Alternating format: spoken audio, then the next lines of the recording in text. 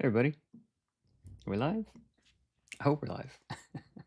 It's good to see you guys today. I've just been cracking away at things. I want to show you guys what I'm working on. Thanks for coming and hanging out. Hey Jeff. Al Gore. Al Gore's here, guys. Yeah, great to see you guys. Let's just get right into it. I'm super excited. So, um, I'm very easily distracted. I took the morning to start designing the Nimble Nomicon. So we've had a channel, a thread with me and developers going back and forth, and I've been having meetings with developers. You know, and it's early days. It's too early to really start thinking about it and cooking on it too much. And then I get excited about it, so I just start designing it. Yeah. So let me show you what I'm thinking for. This gonna be phase 1 of the Nimblenomicon. So phase 1 of the Nimblenomicon. Let me see if I can. There we go. So this Figma is just a simple layout program. So Nimblenomicon, your logo here. Like you click to go back home. Menus, like you click that and drop down like a menu of like all the different things. But like here on every page, there'll just be a big search bar. I really like 5e tools, Fireball. You can just search Fireball and like you have like all the different things. I think that's really cool. I'm not endorsing 5e tools, but as a website, well done.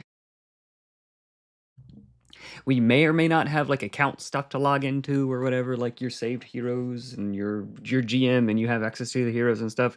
That might be phase 2 or phase 3, but so here you can search for anything here. So the main page, you can search, and then you have core rules, heroes, GM guide, adventures, monsters and more, and then the creator's kit. Maybe there'll be some other things, but the idea is you'll be able to scroll down, you'll see news, and you'll see a couple of news articles, maybe a video, a community corner. Like we could do all sorts of cool stuff there. So you mouse over core rules.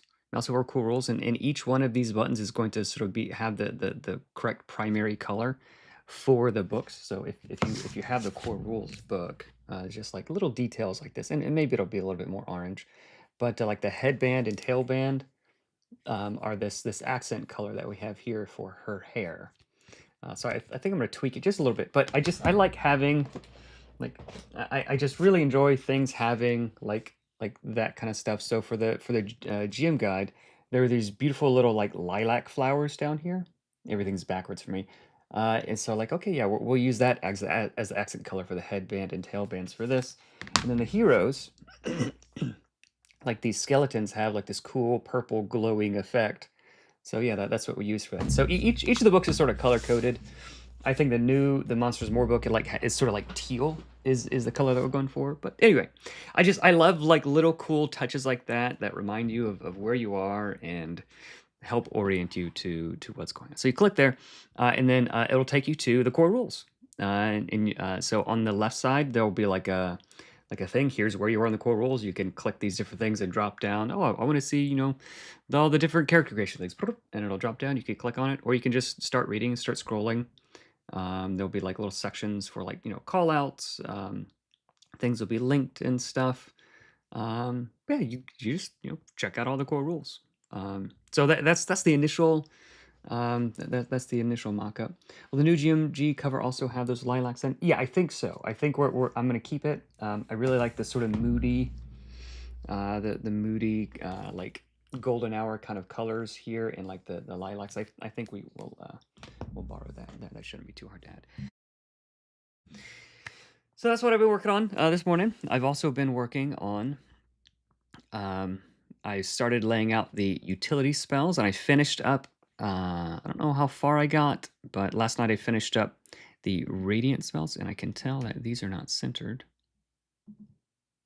Page. So I finished up the radiant spells and the necrotic spells last night, just for funsies on my own. And necrotic spells, took a little bit of figuring to get them to fit. And I sent my icon designer an email with, here's a big long list of new icons that I'd like. So we don't have those yet for this, but I can show you some of the icons. Some of the maybe we can just grab maybe we just grab the rough mock-ups that like the initial copy image. Close that. So maybe we can just grab the initial.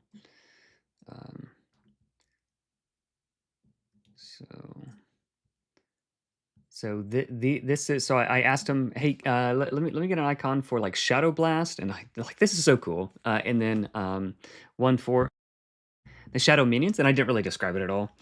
So he sent me these two, which is like not a bad first pass. And I sent him like, oh, here's some reference, here's some more ideas. But I kind of like this just as an icon for the Shadowmancer. So might drop that one in there, but I sent him some feedback. Yeah. So what do you guys think of the Nimblenomicon so far? Then good. Yeah. Phase 1. Next phase will be in. Yeah.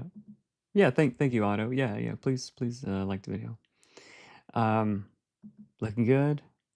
Yeah. Search anything. Maybe not anything. Here's is not going to be zines, yes. So like each one of these is going to be like, Artificer, Commander, whatever, like the Berserker, the next one. So like each one of these is going to be that hero. Yep. I prefer dark mode, but yeah, maybe there'll be dark mode, maybe not. But dark mode is secondary. I think dark mode is better for everything. You get an icon, and you get an icon.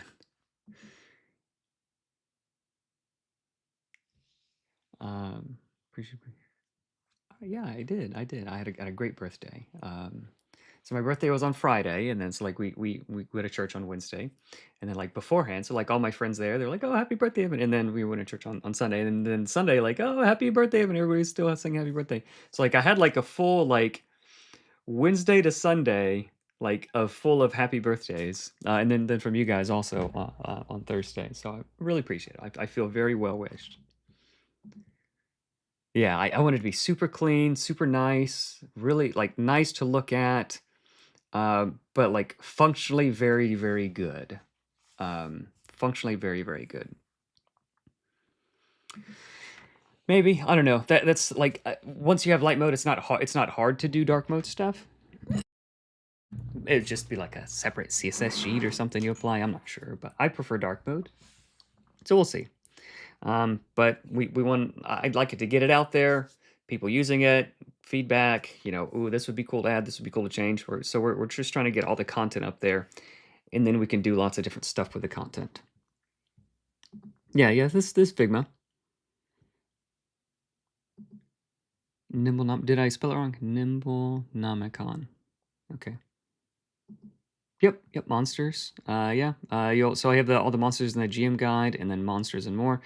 And then like up here, like you'll be able to click menu and like, oh, just give me all the monsters. And one thing cool about this one is like if you click bestiary, and I have all the books. So like you can like organize, you can arrange them. And I think what I'm gonna do for some of these is that I'd like to have tags. So like goblins will have tags. Humanoid, right? And they can sort of live anywhere, like environmental.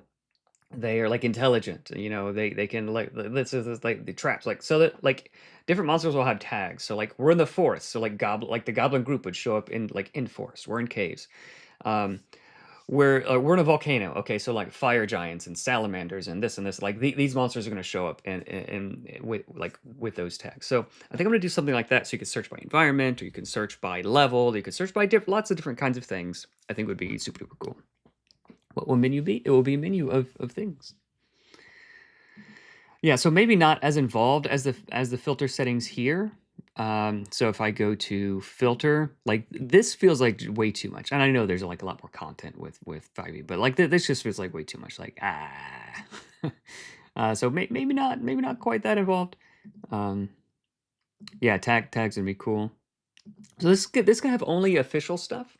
But I would like to have like, here's like the coolest community stuff, and links to all the like a bunch of like a curated list of cool community efforts, like actual plays like Mai is doing, or cool tools like Nimble Nexus and like a bunch of the others, like a bunch of these different things. So I don't want to replace all the cool stuff that the community's doing. I just want to have like one like really good first party site for the official stuff, and the community has all their awesome things that they're doing. And I have been and will be reaching out to a lot of people in the community who have already made some of these things, and see if we can team up, and I can include them and pay them for their efforts, and like use some of these things. Will the books maybe also have those tags? What does that mean? Will the books maybe also have those tags? I'm not sure. I'm not sure what that means. Yeah, like environment, type of creature, you know, different things. Yeah, level. Yep. I don't know what's involved with that, but that's something for the developers to talk about. Yes, I would love the website to have a community section. Absolutely, absolutely. Yep.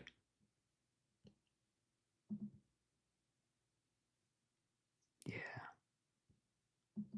Can we get character export import? I don't know. Probably. I mean, unless it's like an incredibly super duper hard thing to do, then are you going to apply a fee to access or provide access to sources users own at some point? Monetize it all? Open to all? So the current plan is all of the published, and the promise was all of the published Nimble content, like official content, is going to be here. And the agreement is honor system, right? So use it if you bought it already, right? Or if you're trying it out, like here, try it out. Or if you can't afford it, then just go ahead, use it. But if you're able to, like later, then like you could purchase it if you want. One of the developers I was talking to had a cool idea.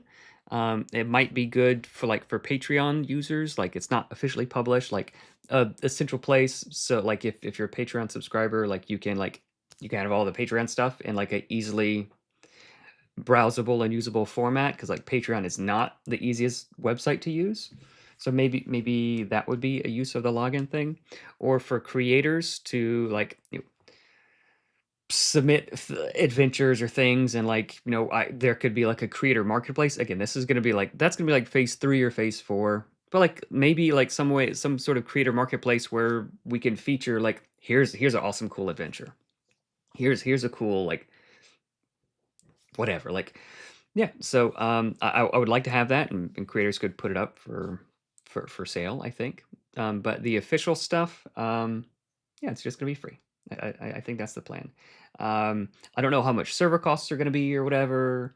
Probably the Patreon, the Patreon funds are going to go to support this as well, like any ongoing costs. But yeah, I just want to be cool for the community, and I think that'd be cool to do. I think that'd be cool to do. So no plans to monetize it. Um, yeah.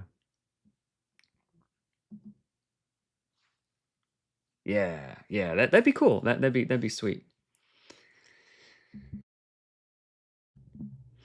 Yeah, so ideally, in the future, like phase 3 or 4 or 5, there would be like little icons here, English, and then Italian and French and German, like, and everything just translates. I think that would be super duper cool. Um,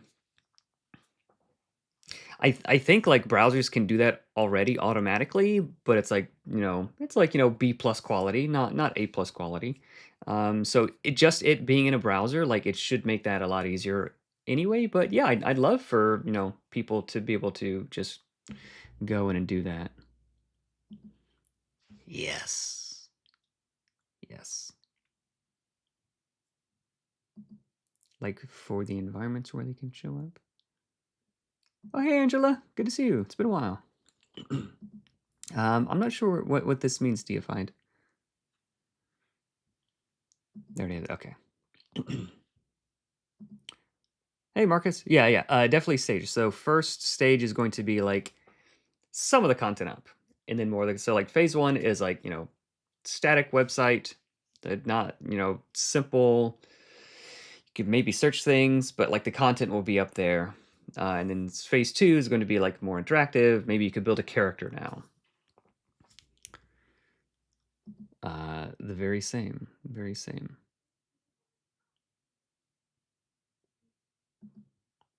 Nice. Oh, thanks for late pledging, Diego. So if you late pledged, send me a DM on Discord or on Kickstarter, and I'll get you that link. I sent the link out already, but I think by the end of next week we should have the pledge manager open, and we'll be able to start sending out all the different things. But if you want it like now, just DM me. Yeah, that's what I heard. So like phase 1, phase 2, maybe even phase 3, like no accounts. You're just sort of going in and like just a simple website. But I'm not a developer, so yeah, that'd be cool. I don't know, like there's lots of cool things we can do, but we'll see. We'll see. No, yeah, like once you have enough money, just do fun stuff. Yeah, once you have enough money, just be cool. I mean, be cool always, but how will you deal or will deal with three rule sources to be one? Great question. I don't know. So like some of the text like changes. So like I think here, like it references like um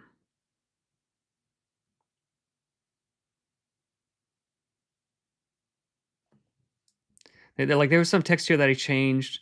Yeah, so like see character create. So here, so this says see character creation on page blah blah blah blah blah. But instead of on page blah blah blah, that doesn't make sense in the context of you can't see it. See character creation on page et cetera, et cetera. That doesn't make sense in the context of of a website. So it would just link to that section of the website. So like there'll be things like that. But it's gonna be basically the same. It's gonna be basically the same. Yeah, yeah. Starting with relatively modest goals and aims, so no login stuff, no fancy interactive things, but in time, um, and with the help of the community and with some cool developers, then yeah, we can let them run like 6 sessions.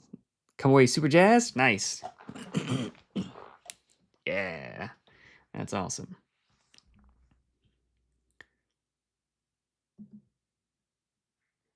In regards to Obsidian Vault. Yeah, I don't know anything about Obsidian. Like that was a community effort to begin with, so like I think Sanity did that. So yeah, he said, yeah, if you want to give it away, and yeah, I was like, sure, I'll give it away. So that was just community effort. So okay, guys, let's do some design. Let's do some design. So we're cooking on utility spells now, and I might so I'm just going to get the utility spells sort of laid out in this easy to use way. So like if I wanted to do that, like I can sort of like I can move them around and do different things. So I'm going to get the layout correct. And then I'm going to see if I can change, maybe swap out this art. This art doesn't super fit. It's just like a pretty piece of art, but the art doesn't fit. And I realize that. So let's check out and see if we can make things a little bit better.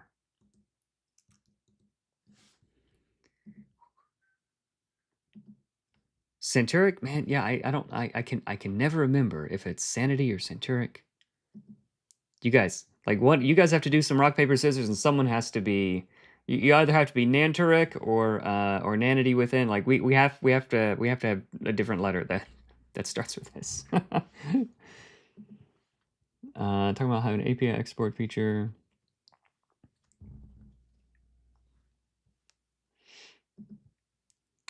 Yes, I think there's going to be some sort of content management system there.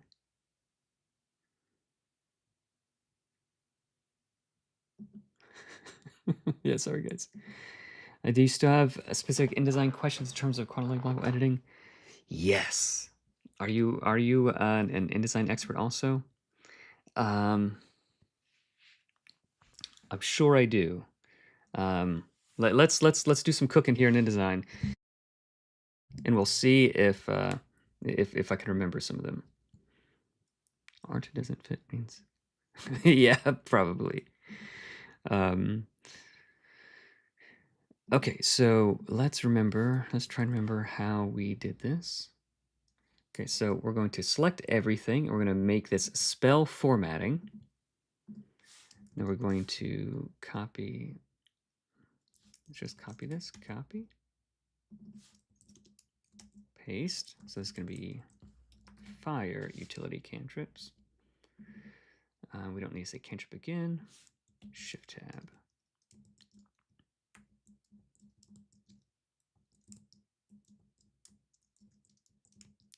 Why? Okay. Firebrand.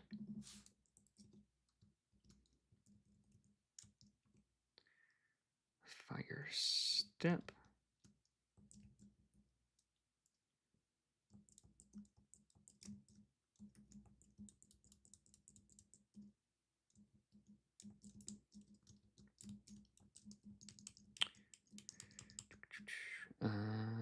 This.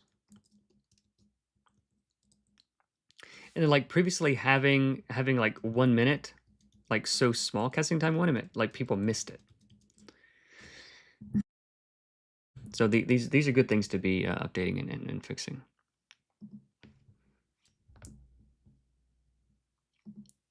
I'd say that's an expert bin.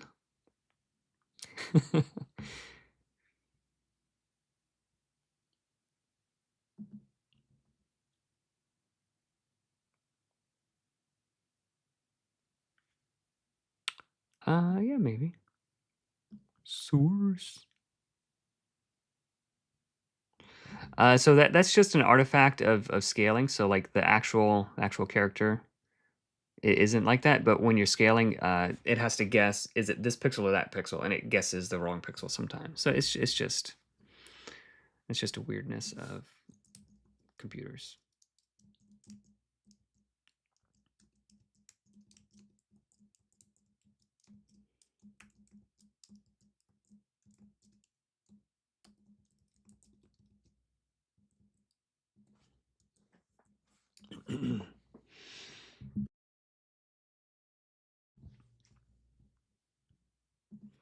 InDesign just being weird.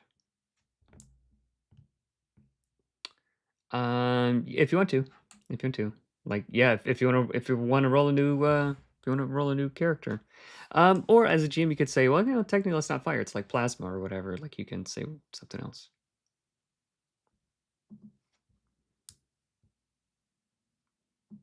Just elsewhere, we just say MIN.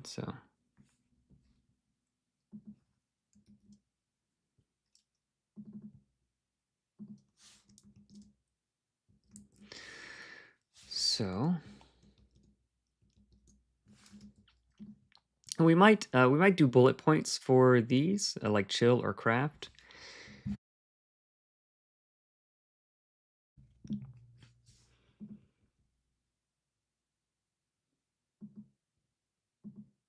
Oh, Terry, I would like to know how to do that that thing that you were saying where like you can like type a thing and it automatically puts in like another thing. I'd love to learn how to do that. I don't know if you want to hop on Discord and walk me through it. We could do a quick voice call. Because I'm going to start doing like a lot of monster layout, and I would love to just be able to type in like armor, and it just pops in like a little armor icon. Because right now, this one stat block is 1, 2, 3, 4, 5, 6. This is 6 different elements, and it's super annoying. And I have to like faddle with all of these different things and make sure everything lines up properly. So I'm planning on making a cool paragraph style list. I'm planning on making a cool paragraph style list for like I did here for spells, for the spell formatting for monsters, so that it can, if I want to be formatting like hundreds of monsters, I don't want to be doing everything. I'm moving things around 1 pixel at a time.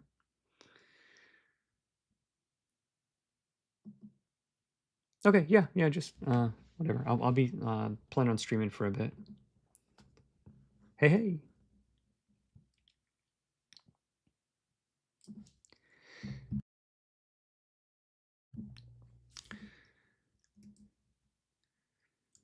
Okay, let's grab lightning. Ooh, you know what we could do? We can use the new icon. Use the new icon here for necrotic. Yeah, that'll work.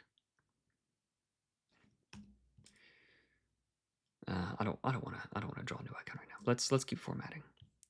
We don't need side quests. My wife, when she's working around the house and doing stuff, she calls it side quests when she gets distracted. Like, oh, doing the dishes. Oh, doing the laundry. Oh, or texting my friend back. Oh, doing this, doing that. So she says side quests. We don't want to get lost in side quests. No side quests today.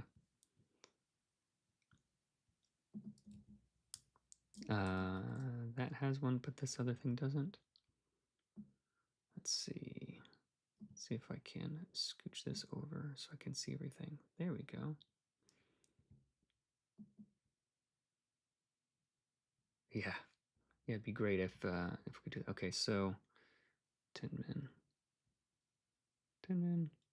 1 min.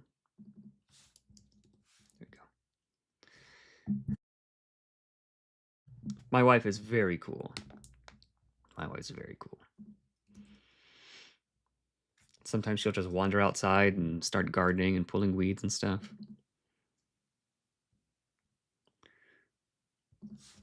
She's great.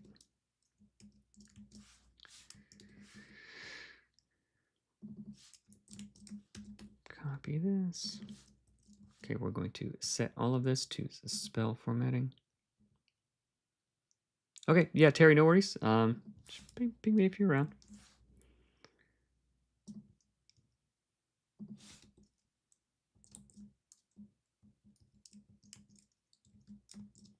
Man, learning about Shift Tab and being able to do that like has like single-handedly is going to save me like maybe dozens of hours.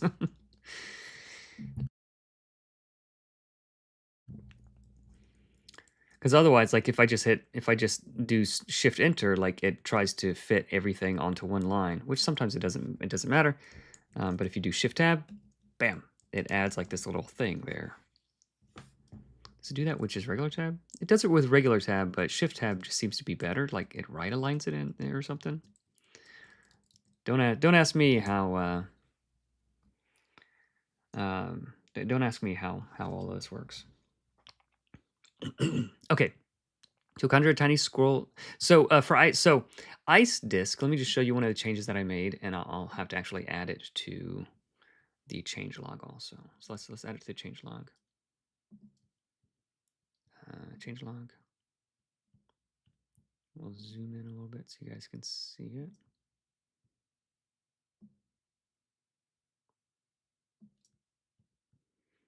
Change log.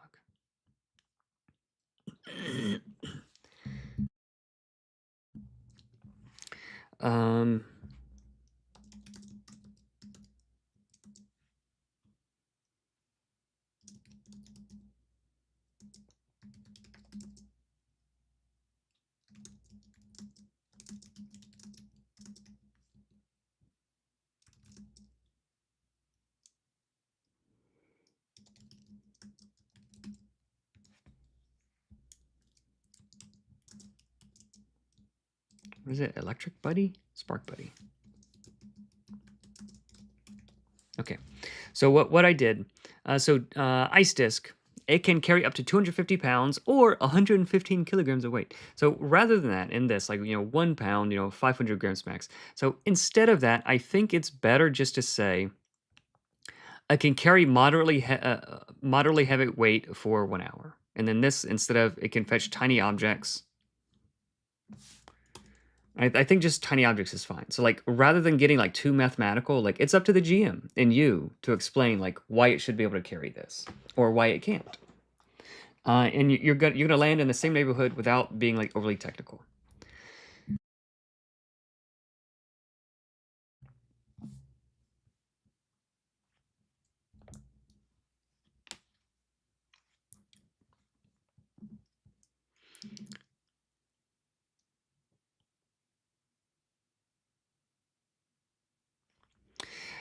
Conjure a tiny, scroll-sized electrical helper for up to 1 hour.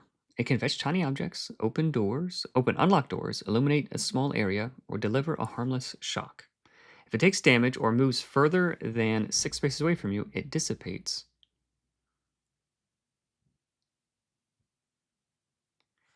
It dissipates. So I was just I was just reading it through, seeing if I need to add the word like obedient or something. But this is sort of like all the things it can do, like implies that it is obedient. You can sort of tell it. Shift tab makes a special character that tricks the justification settings, also used for how. Yeah, yeah.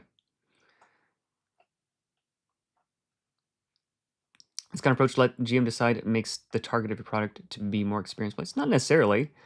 Like new GM, like, hey, I want to like lift this heavy thing that we found and put it on my ice disc. Can I do that?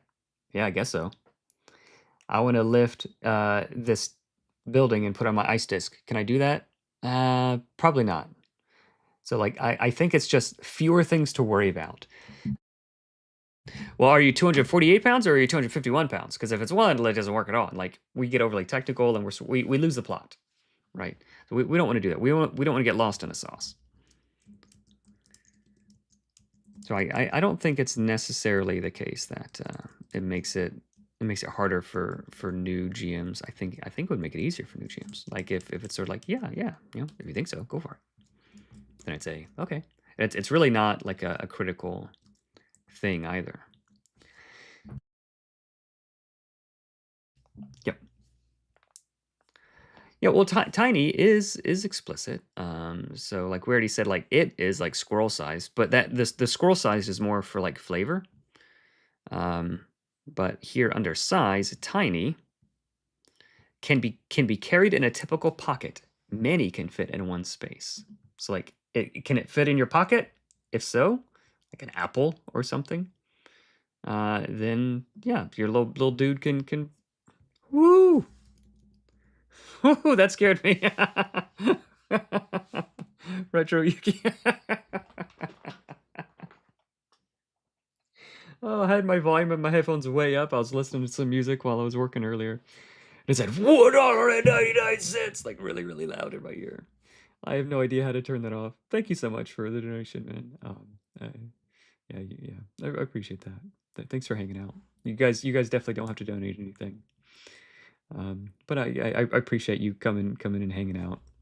Can't wait for more. Yeah, awesome, man. Thank you. How much distance is one space?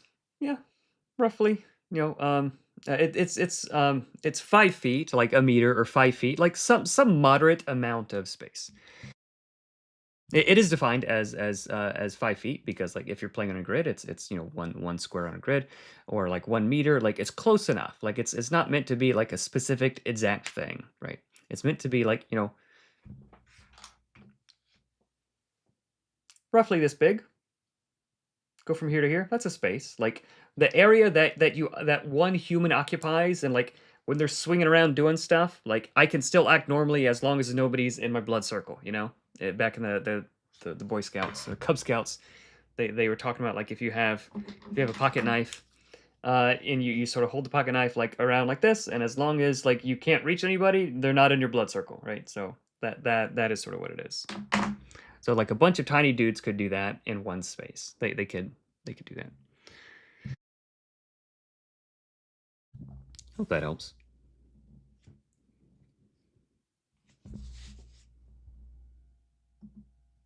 Or bigger, like the keep proper, not the whole castle compound. Yeah, one square inch. Yeah, 5 feet, a yard, a meter, like some normal unit of measurement. It is defined as 5 feet, but it's a squishy 5 feet. Yeah, yards, same. Okay, let's keep going. There you go. Yeah. What if the tags on top box had a subtle shade difference to indicate the type? Tier 1, Tier 2.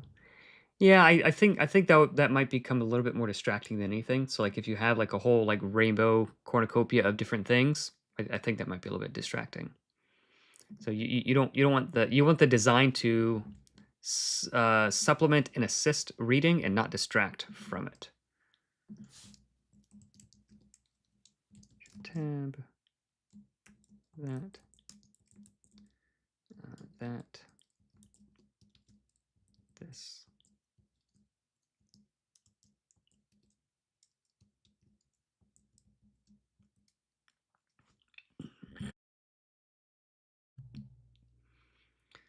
I think here we have. Do we have 2 spaces here? We do have 2 spaces here.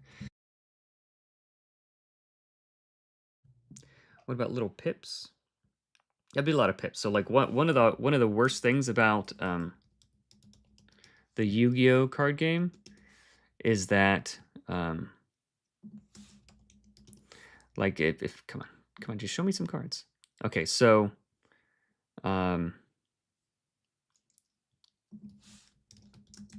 Blue Eyes White Dragon. Come on, just give me a card. Okay.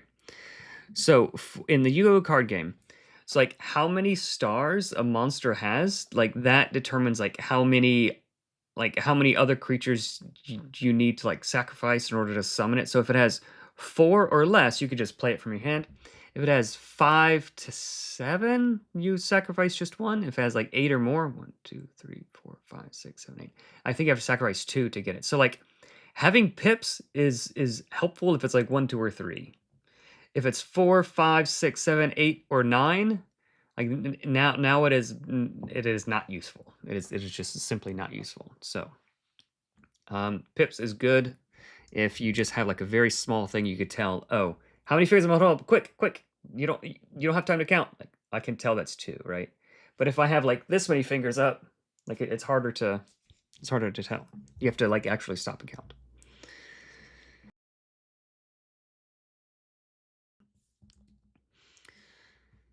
I didn't think I'd be talking about Yu-Gi-Oh this much. It does not. 7 or more is 2 sacrifices. Okay. Hard to read. Oh, let's take a look.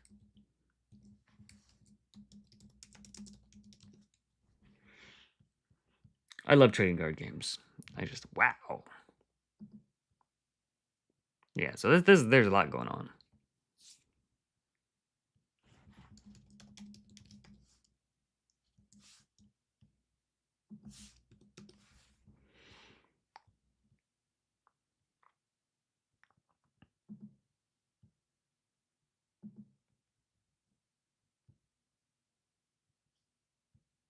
Digimon, Time Response.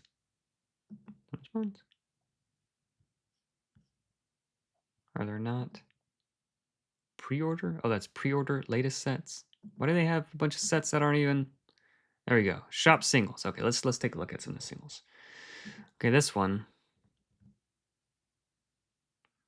Yeah, there's a lot of colors and things. Why does everything say sample? Okay, play 11, and then there's like one red thing. I wonder if that matters. DP 12,000. Digivolve level 5-3. Medusamon. Okay, look at little snakes. Rush progress when digivolving, end of attack. Delete all turns. On deletion, trash your top security card. Yeah, so there's a lot going on here. Cool though. Looks neat.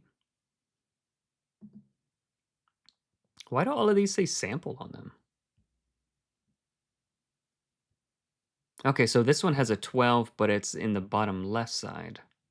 That's interesting. But he also has 12,000 DP. Is that like Digimon power?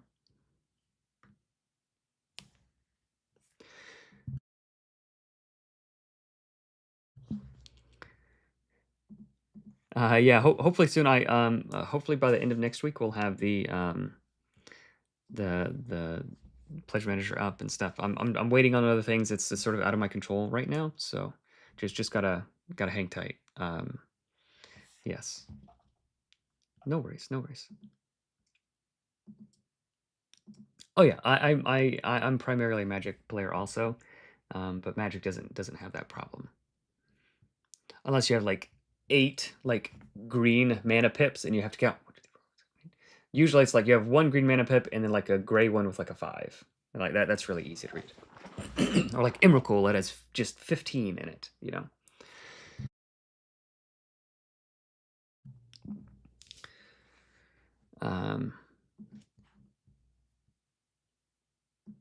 It could, yeah, it could be summarized as, you know, yeah, the Yu-Gi-Oh cards could be done differently. But I mean, they're sort of locked in because like the show has it this way, and like, why doesn't it look like the show? Copy, paste.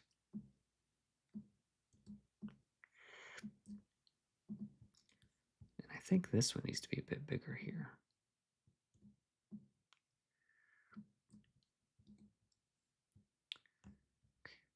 Doesn't this one look way better than this one? Like this one looks so dumb. All right, let's get out of here. All right, let's copy. Ah, nobody caught that. I caught it first.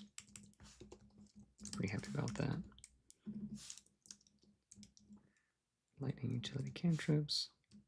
Let's go all the way down here. Change this to spell formatting.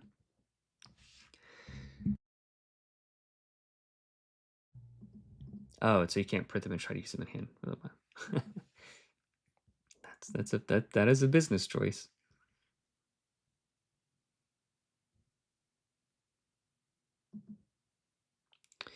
The easiest method to auto customize containers is probably to set an object style tag to all the necessary containers, then customize the shared tag so it adjusts them all at once. Ooh, an object style tag. So I have paragraph styles and character styles. Window. Object and layout. Styles. Object styles. Ooh.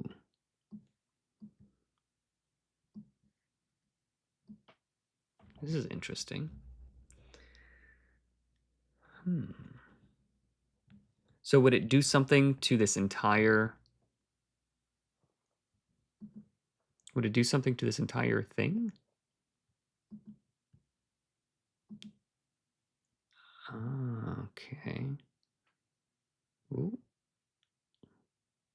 Delete that. None.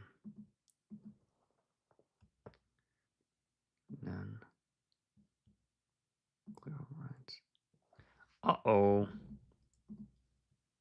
What did I do? Can I undo? All right, so let's go back here. Spell formatting. Okay, so it's easy to undo.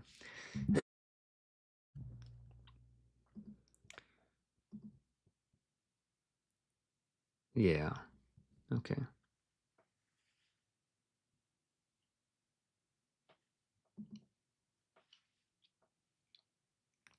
Yeah, we'll tweak it.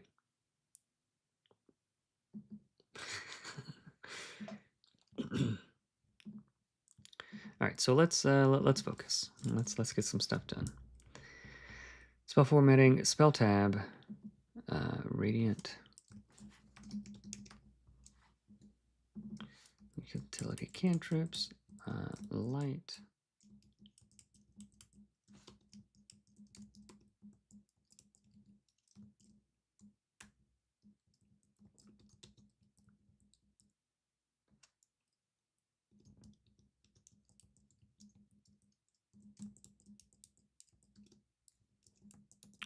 One action.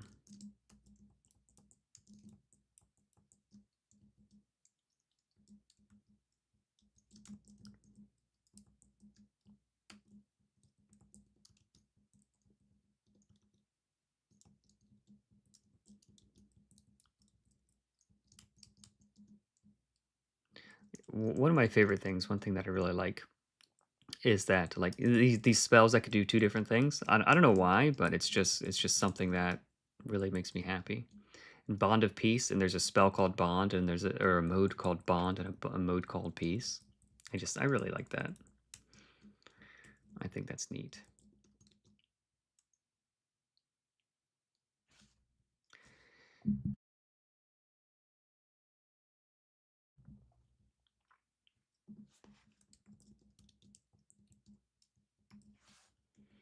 Okay, we got that one.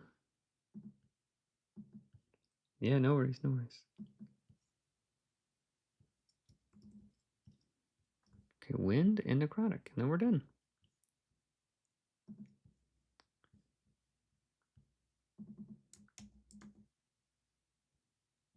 That's cool. That's cool.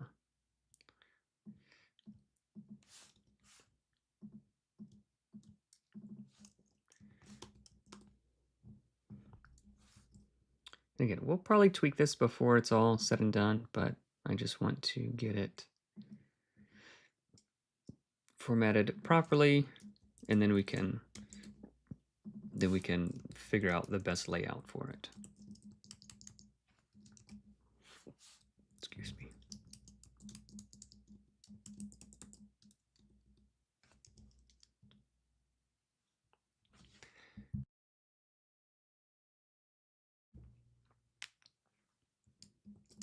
Yeah, modal magic. That is pretty sweet.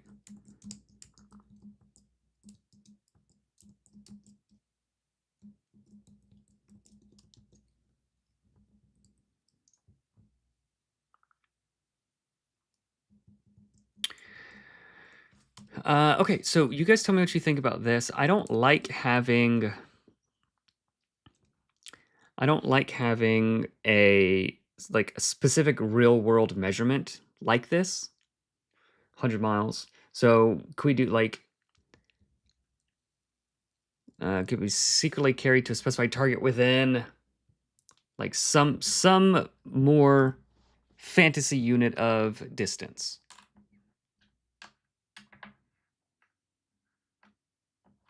Like really far.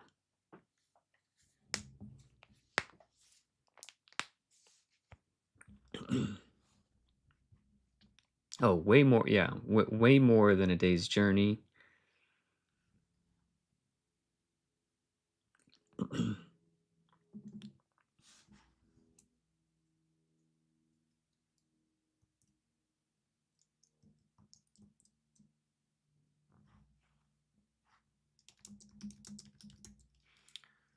Within the same realm?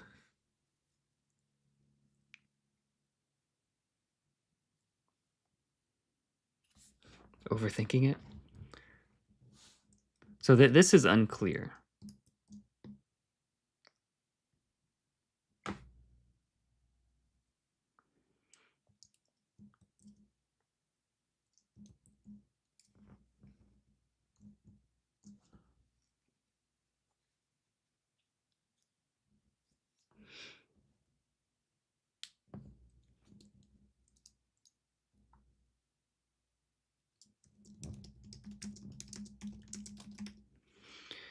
Ooh, what about this?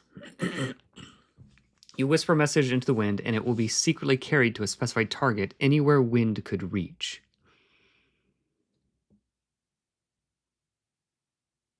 Yeah.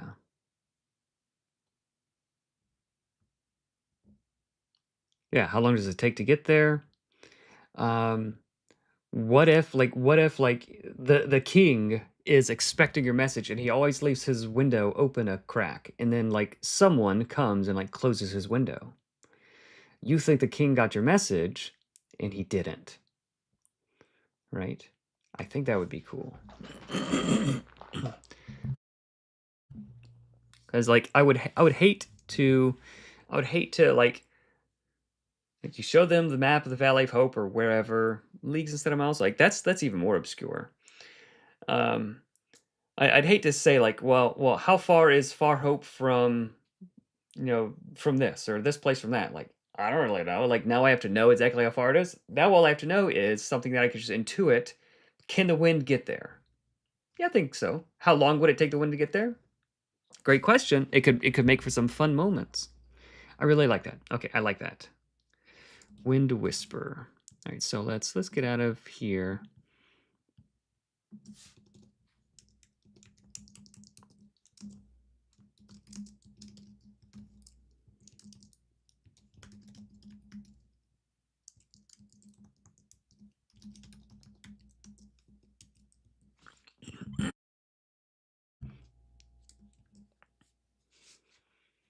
Secretly, so I don't think you could intercept it. It would be secretly carried to that person. I think that's an important part of it. Otherwise, like I don't want too many feel bads. Right? I don't want like I think secretly like it is magic, but it does have like certain limitations, which I think is cool.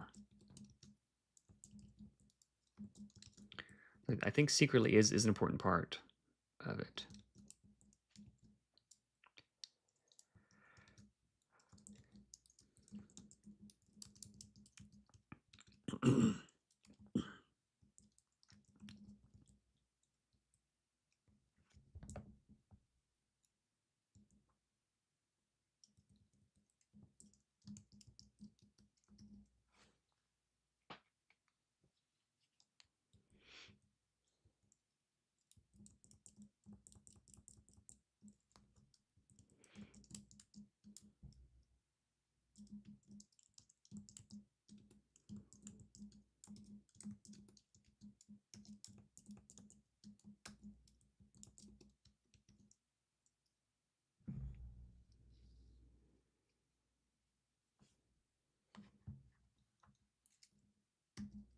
Okay, there we go.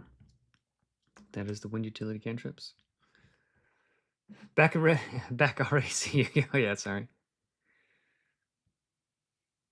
What IP protocol does Whisper use? Yeah. How far is a league? It's probably not that far. Oh, 3.45, like 3.5 miles. 3 nautical miles. Okay. Didn't know that.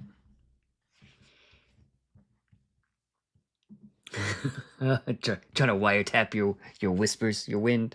Hey, get off this wind channel. I'm talking here. Yep.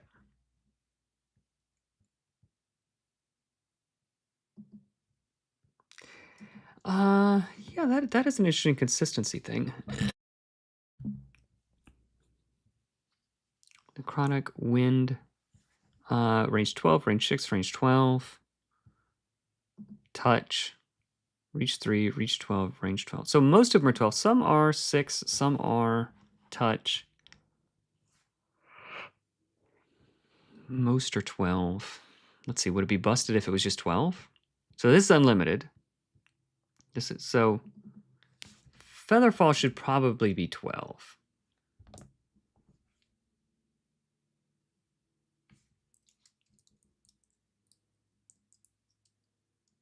I don't know. I kind of like having 6 because like it's close enough to where like someone could like if you're role playing or something, I want to generate a smell. Like you have to be like sort of in the same room at least, the same building. If it's 12, like you could be across the street with like no chance of being noticed. But like that risk of like we do have to be kind of close. I kind of like that. So we probably don't need unharmed because since we already say gently float to the ground, saving those lines. Yeah, we'll tweak it. We'll tweak it. These are just all cantrips.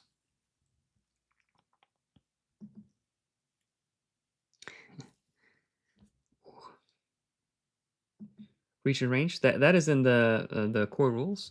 So reach is like, a dagger has a reach of 1. So like basically your arm. You could reach something in the square next to you. Something like a pole arm, it has reach 2, so you could reach something 2 squares away or 2 spaces away. So that's reach. If there are creatures next to you, if there are enemies next to you, you can attack something next to you without any drawback. Range is like, think of like a bow and arrow, where you can attack someone further away. But if any enemies are next to you and you're trying to do a ranged attack, you attack with disadvantage. Like imagine someone like trying trying to get you, and you're like using a bow and arrow. Like it's gonna make it a little bit harder. So reach doesn't have that drawback, and it's just but it's shorter range. Range spells, you can shoot things from far away, but there's a drawback. And range spells or abilities or weapons, you can, so if something has like a range of 8, um, you can add 1 die disadvantage to increase that range by a bit. You can add another die disadvantage to increase the range. So like it's there's this guy, he's just outside my accurate range, but he's just a little bit too far away, but I'm going to like aim up a little bit over, and like, so you're less likely to hit him, so you can shoot things from a little bit further away. So range has more flexibility in how far you can hit things, but if anything's next to you, it's harder to aim and do things. So one is far away, one is melee, essentially. Okay, necrotic. I'm not going to worry about changing that right now because I think I'm just going to swap that out later.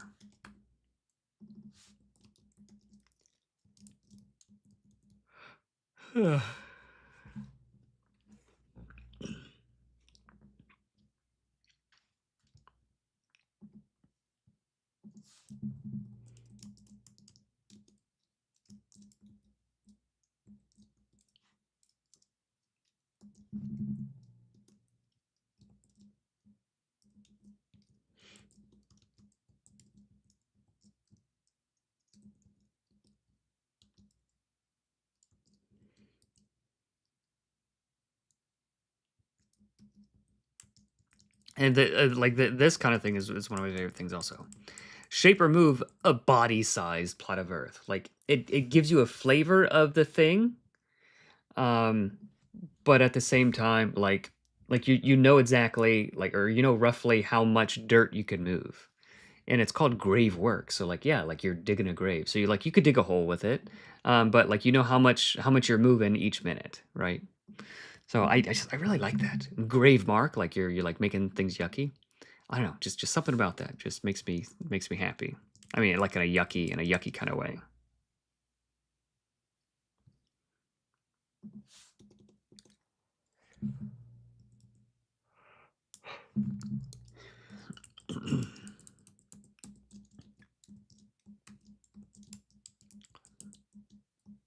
False face. Did your parents look like someone else for 10 minutes? Requires a piece of them. How cool. How cool. Like, that's a quest, guys. That's a quest.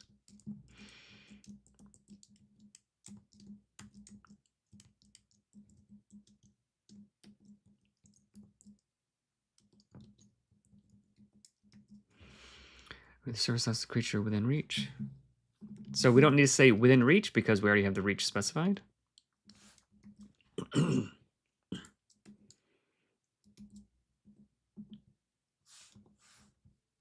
False face is really fun.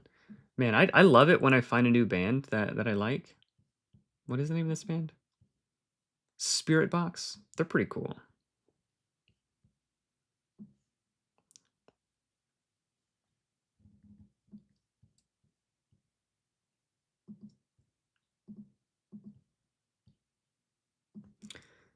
What I do when I find a song or band that I like, I'll just listen to it till I get sick. I'll just get sick of it. And then I'm like, all right, well, I can't ever listen to that song ever again. Anybody else do that? I don't think so. I don't think it's expended. You just have it. Committing presence for the spell-based subclass? Yeah, could you be more specific? I could, if it needs to be.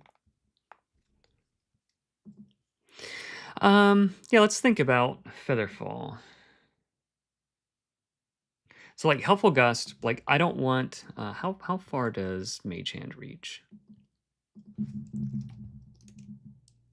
Mage Hand. 30 feet. So that's 6. So 6 spaces is 30 feet already. I feel like that's pretty far. Longer than that, like much further than that, I think would trivialize some things. Like, yeah, being able to cast a spell on someone that's 30 feet away feels about right. Like 30 feet is far.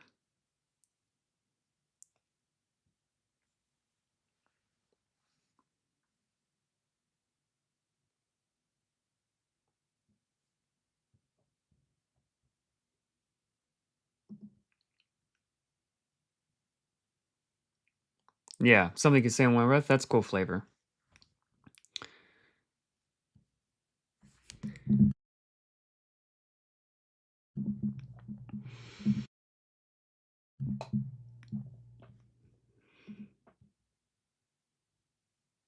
Yeah. Cool. I'm working on it.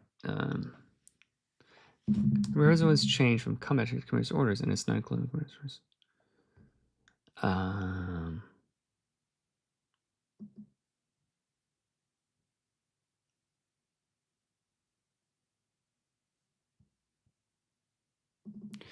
Maybe we could just do this instead.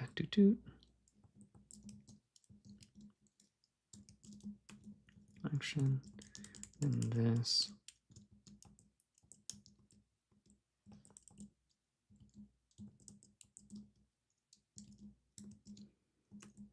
There you go. Is that better?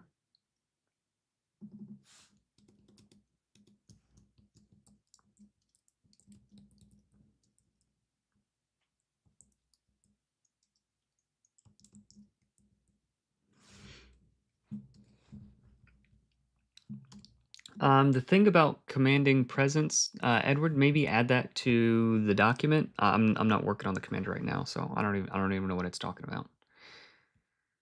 Yeah.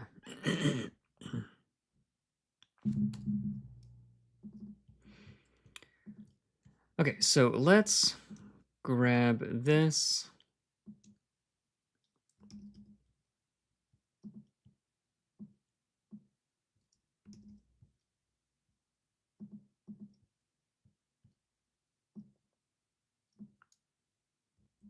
We don't want it to be that.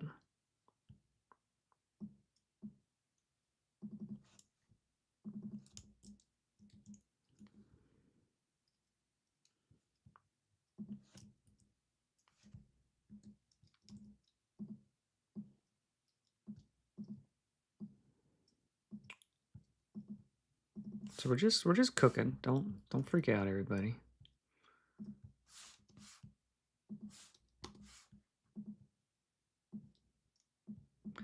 It's 40 pixels.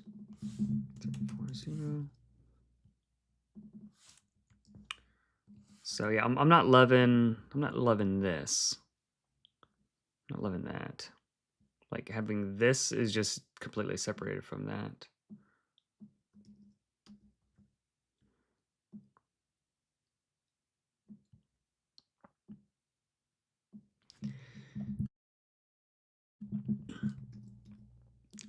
Okay, so maybe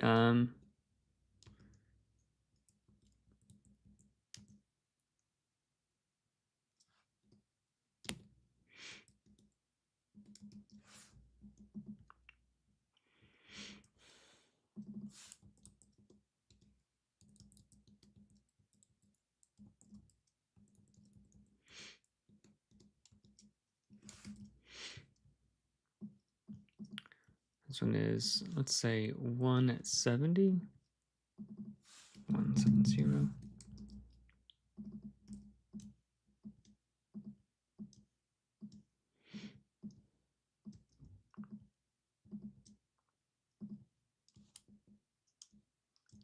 Thank you, Edward. I appreciate that. Still says wind cantrip. Thank you. Yeah, you guys got me on that one. Thank you.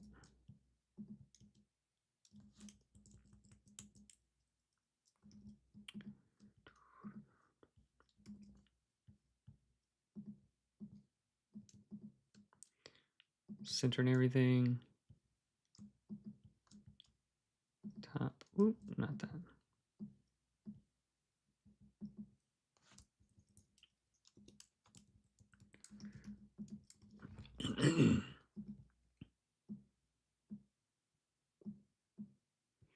So I remember this part being annoying to figure out how to lay out.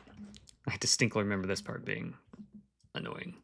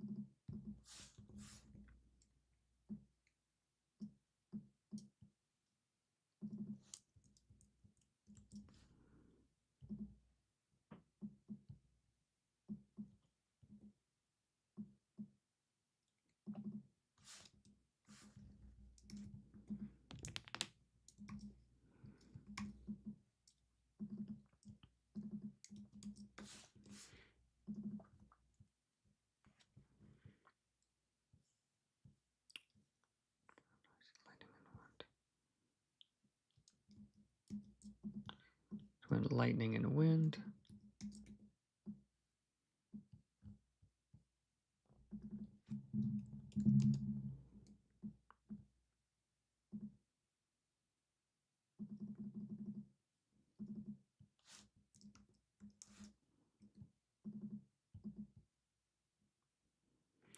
That's your break character, column break.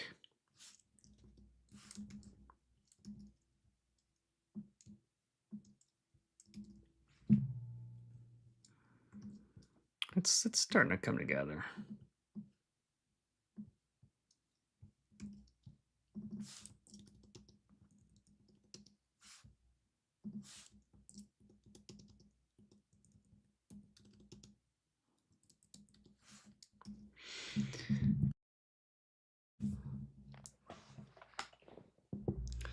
Yeah, I'm gonna get a different thing, a different necrotic symbol.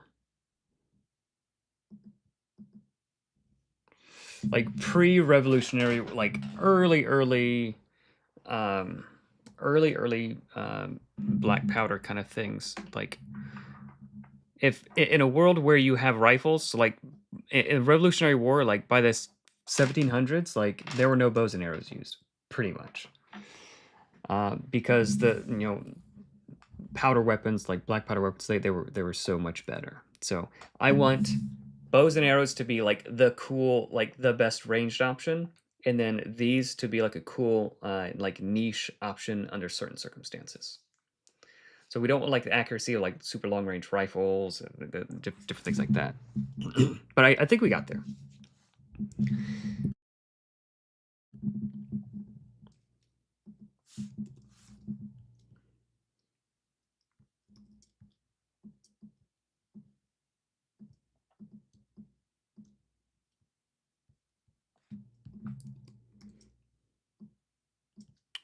Um,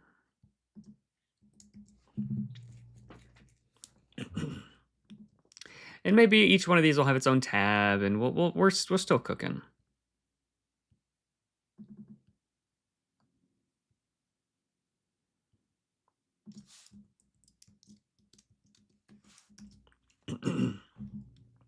Save the frames or lines.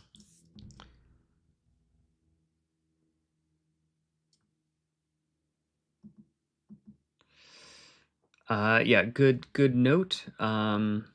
Edward, could we add that to the commander thing? Also, since you're here.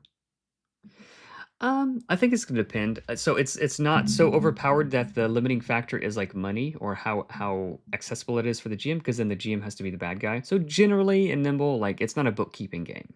It's not a game where like I have to have enough gold to earn enough money so I can buy the powder and stuff. So they're not so overpowered that that would be the limiting factor. They are balanced, assuming that it's just available. But the GM can just say like since it's not in a player facing book, yeah. So I don't think that's the fun part of it.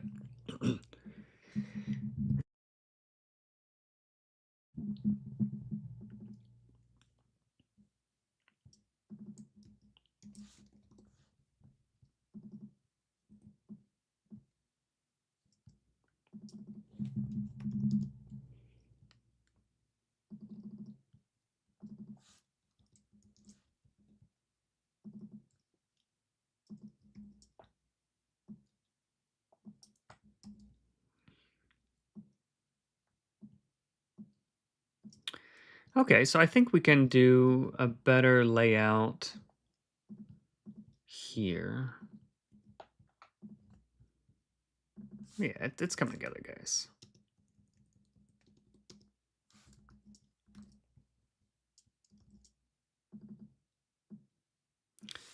Is this equally understandable? Read surface thoughts of a creature.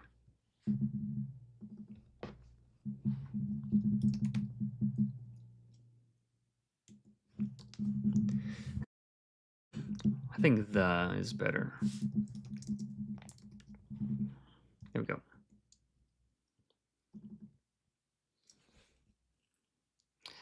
So this one, I would like to add a couple of words. So if you guys have any ideas for grave mark, to add a couple of words to the description. Soil as surface.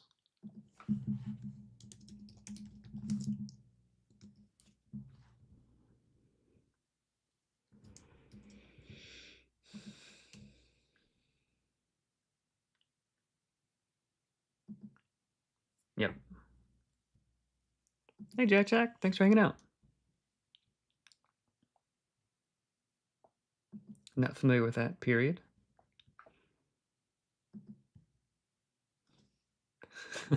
Nuclear damage. Yeah, you can do that if you want.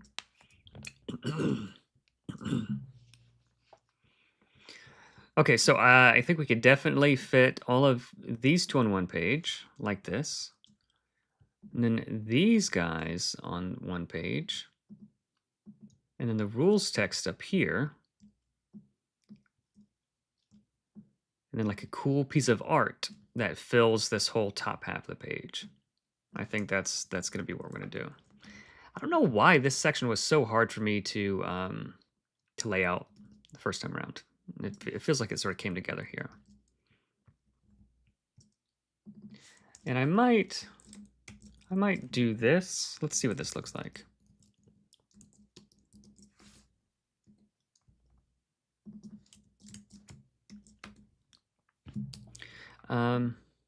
Tabs on each, or just tabs on the column? What do you guys think? Probably utility spells for Terramancy, Jay. Tabs on each, or tabs on just the top one?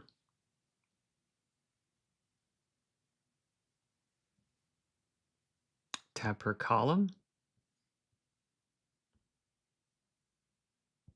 Tabs on the column? Tabs on the column. So I'm not worried about space here, because I think we have plenty of space. But you just work which looks better. Tabs on just the top one? Okay. Anybody disagree?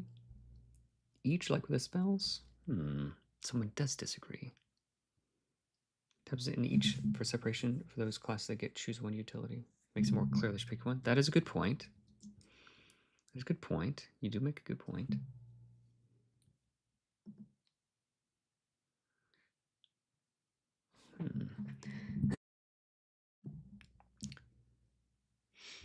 Any of you tabs on just the top one? Changing camps? Any of you convinced?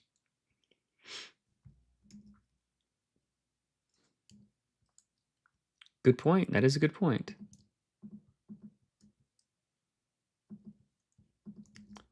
That is a good point. All right, I don't like this song.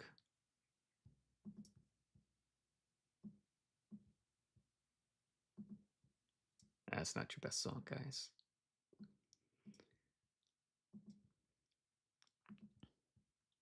I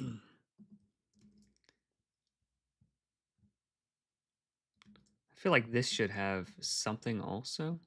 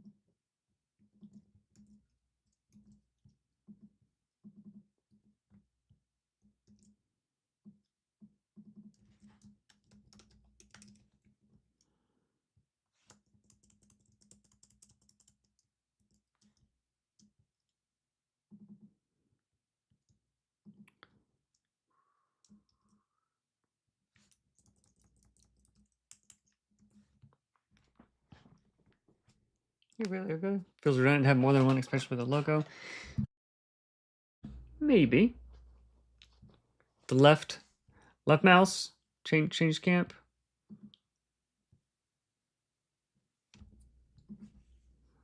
Yeah, we're voting. Just stop.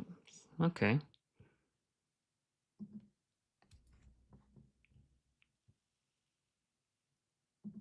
Yes, still work in progress.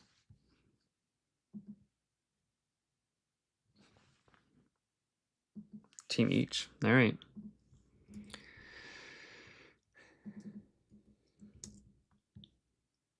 I'm a sucker for a well-reasoned case.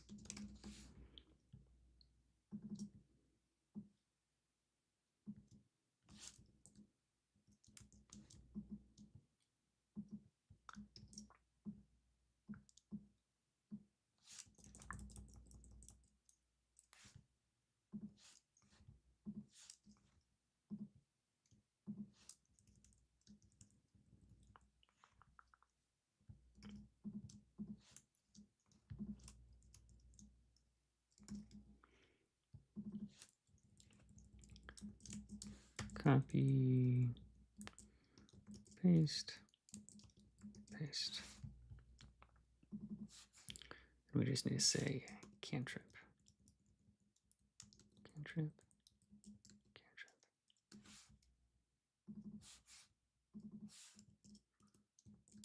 Copy.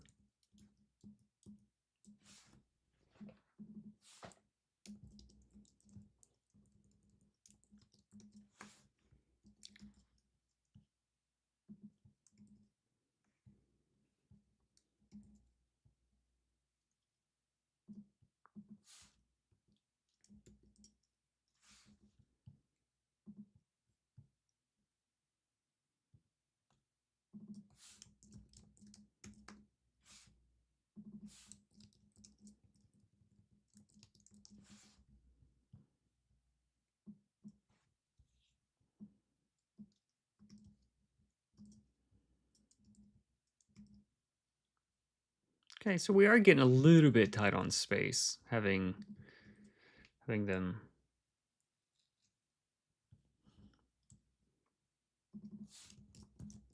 having a tab on each one.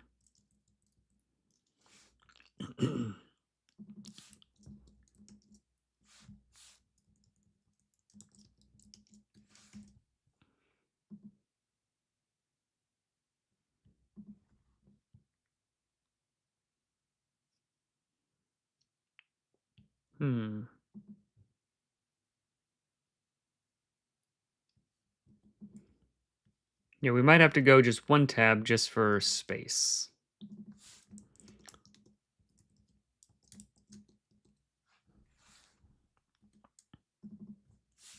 Because I don't want it to feel crowded.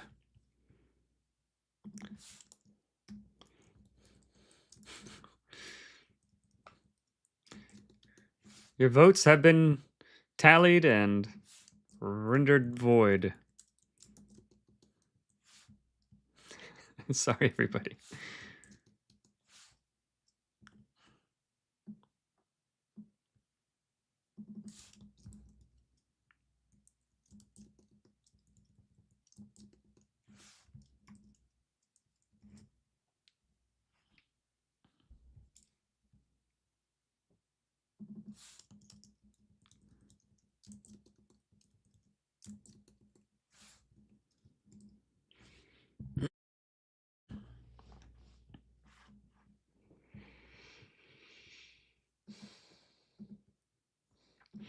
We could do that, but up above, it goes fire and ice are together, lightning and wind are together, radiant and necrotic together. Like those are sort of paired elements, and I like that. That feels correct. It feels predictable.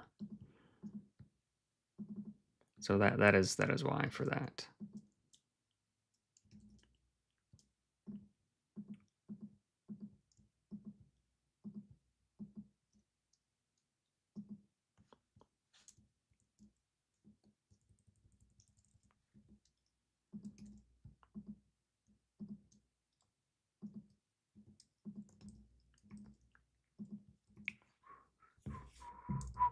right, guys, now we get to find some art.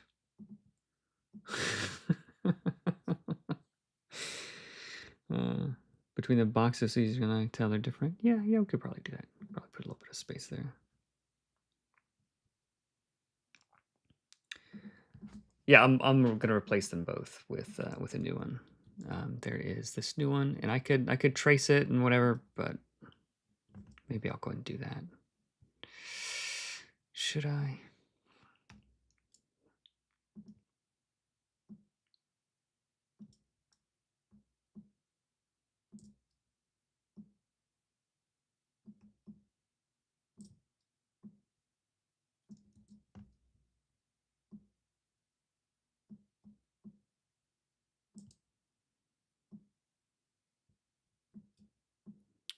Fine.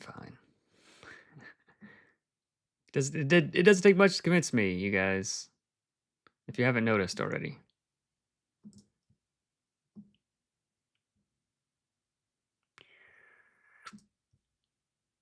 Doesn't take much at all to convince me.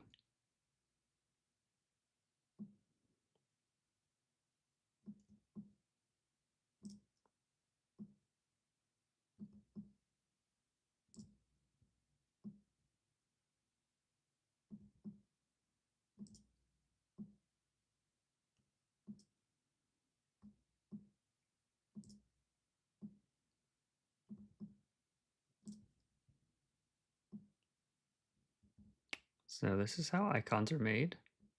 If you guys didn't know that.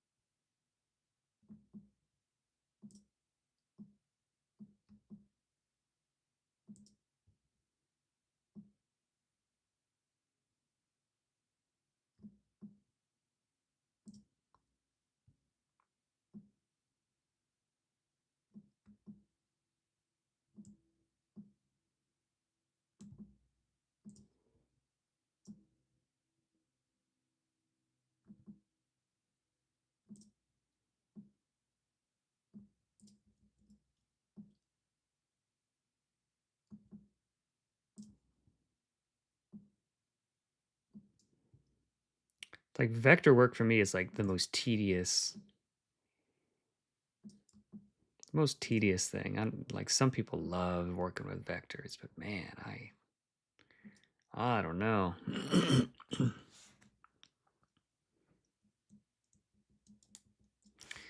I don't know. Okay, so we'll give it a fill. We'll fill it with the color. Okay. So let's add these womply bits. Bam.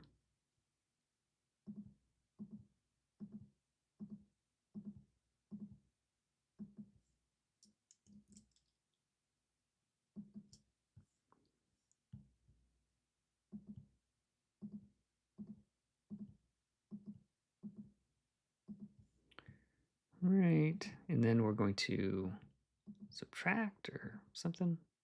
We're going to make another one and subtract it. So there's a little hole, a little see-through thing.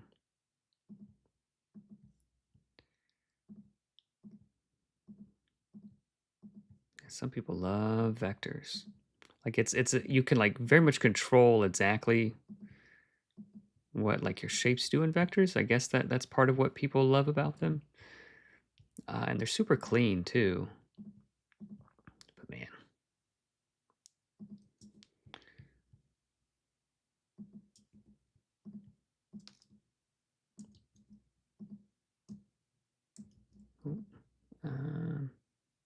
This vector. So we want to fill this with that color.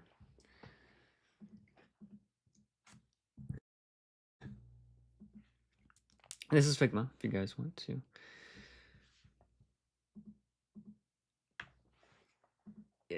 no, it probably wouldn't be that great.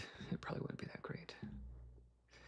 Yeah, this is art from one of my artists. This is just a draft from one of my artists. So he'll probably send me the final version. It'll be better than mine, but just so I can have something in there for now. Yep. His vectoring is better than mine. But these are commission pieces, so don't you guys worry. All right, so now we're going to do these shapes, the negative. And we will fill it with white so we can see it and get rid of this stroke.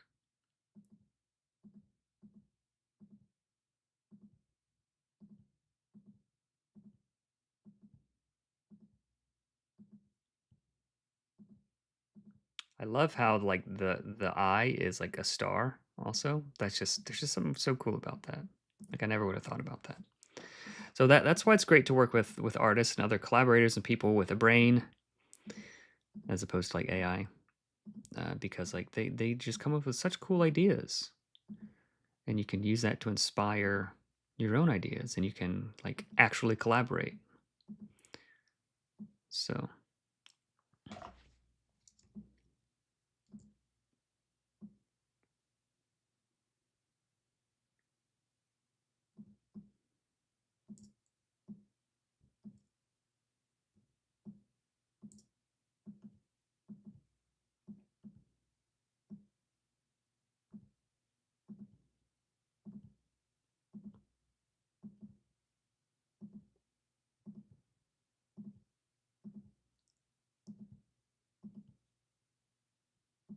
boom. All right.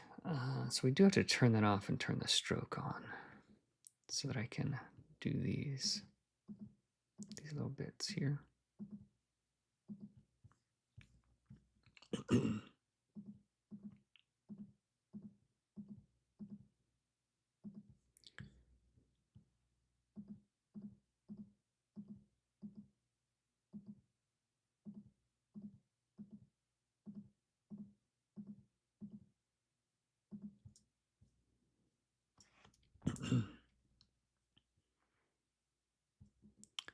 And I think that's it for this thing. I can scooch this over here like so. And this isn't the correct way to do this. I'm not a vector artist.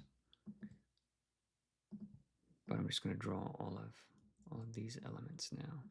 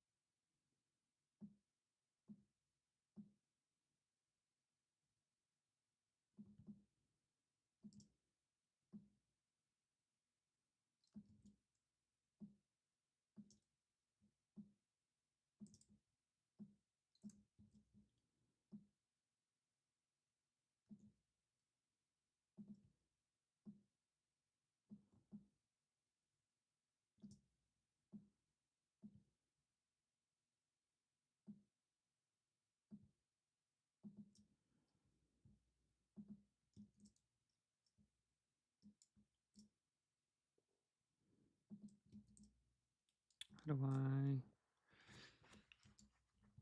There we go.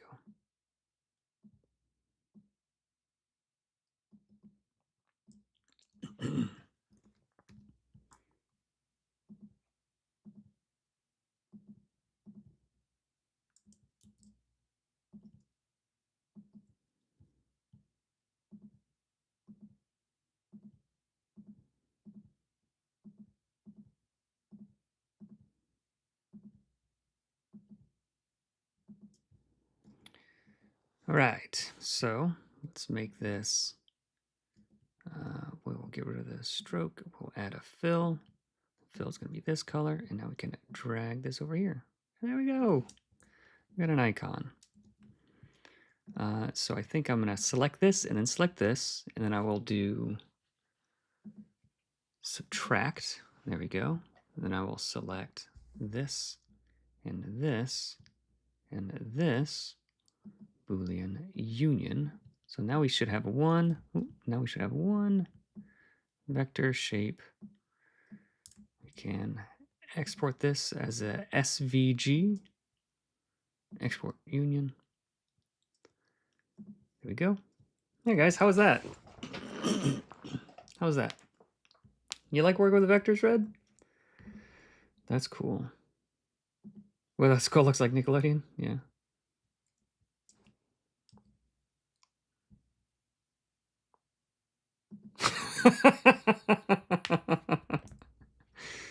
That's funny, man.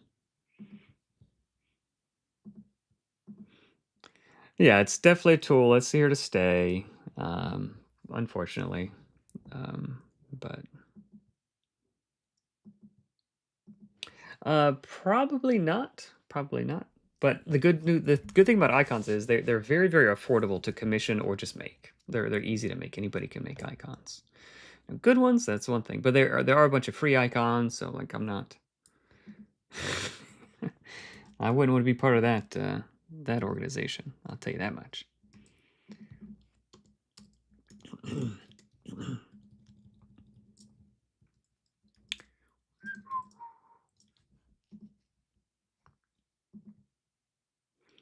Okay, put this in the new art folder. Put this in the folder with the artist's work.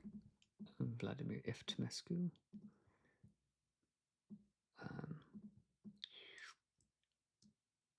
There you go. Look at that. We got a nice, cool new little icon. And I kind of like how Radiant and Necrotic sort of like have similar vibes. Also, I think that's pretty cool. If I'm going to tweak this one, if I was going to tweak this one, I would grab these 2 points.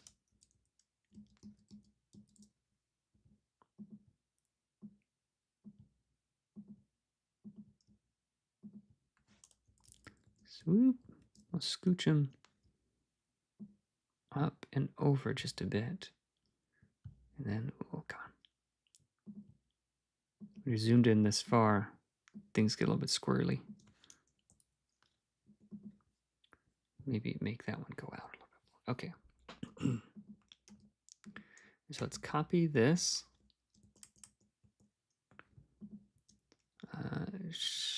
Do this.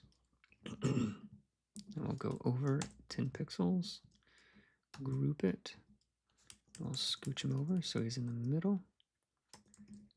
We've got it copied already. Yeah, this one looks way better.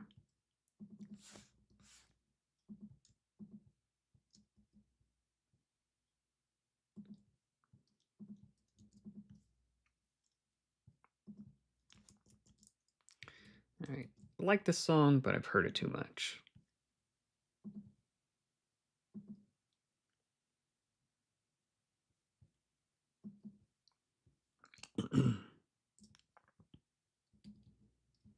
We might just turn the music off for now. It's hard for me to find good music I like. Okay, let's center these.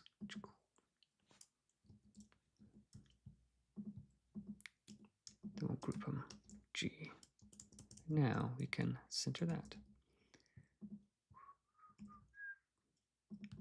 Okay, this is 40 by 42. This is 34 by 40. 41, 33. So we're going by vibes a little bit, but just because this one is darker, it feels bigger than the rest. So we'll make it like 38 by 36.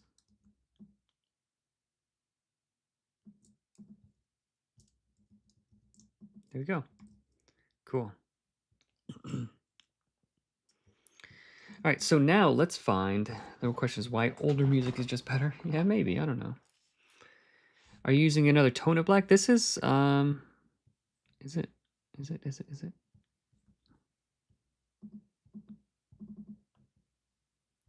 I don't know, maybe.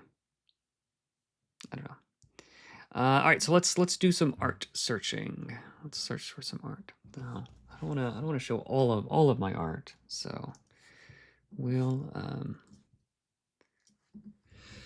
let's see. Who's got some good? Oh man, I will show you guys this though. Look at this. How cool is that? Gibbering mouther.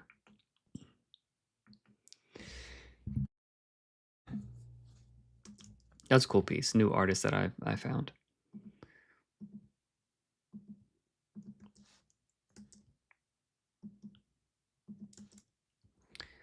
Um,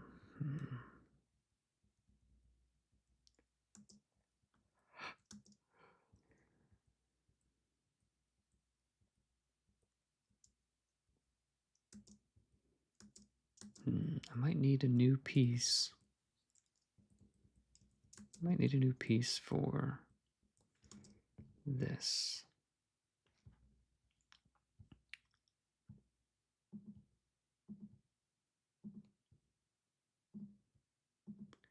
Kyle, no. Constantine, no.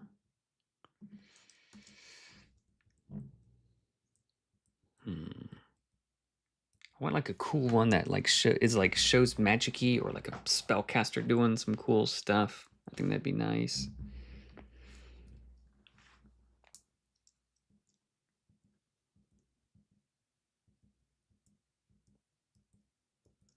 Yeah, none of those. Ugh.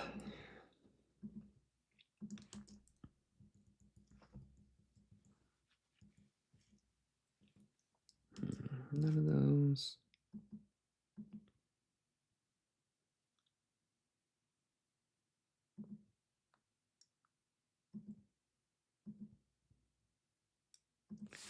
Good news, everybody. We might have some more art that we get to.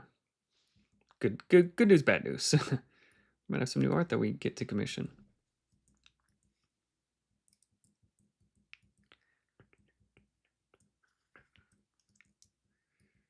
Just flipping through some of the stuff that I have. Almost done, guys. I'm not gonna take forever doing this. Dasha? No.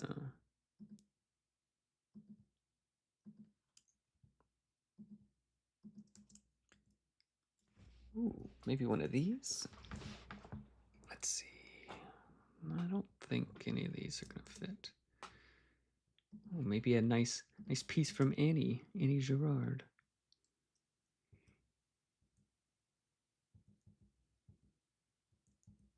I think I tried to use this piece before, and I really like it, but other people said, "Oh, I don't know if it fits." So let me see what you guys think about this one.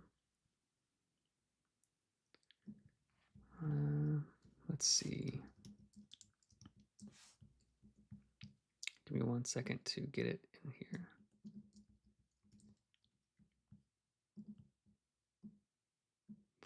It's not. It's a beautiful piece. What do you guys think about this one from Annie Girard?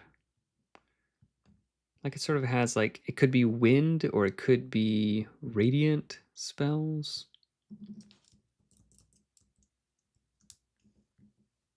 Feels kind of cool. Feels kind of cool. How many pieces do I think commissioned? Oh man, a bunch. Hey Jack, at the back of the Creator's Kit, there is a guide on art. Definitely looks cool. Doesn't feel quite right. Yeah.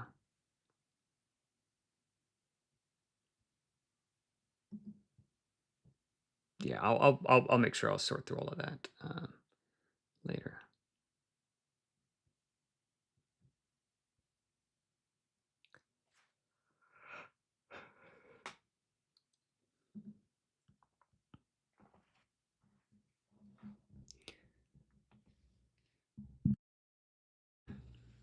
Not right, sadly. All right, let's keep looking. Okay. Just want like a good spellcaster. That one was good, definitely, but I don't know that it fit perfectly.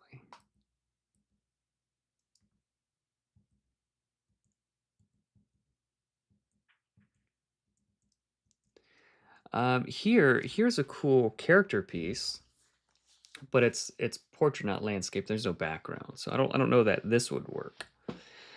But it's definitely, you know, firebrand, or he's kindling, or like he's doing a magic, you know. It's starting to melt in my seat. He's definitely doing a magic. What do you guys think about with that one?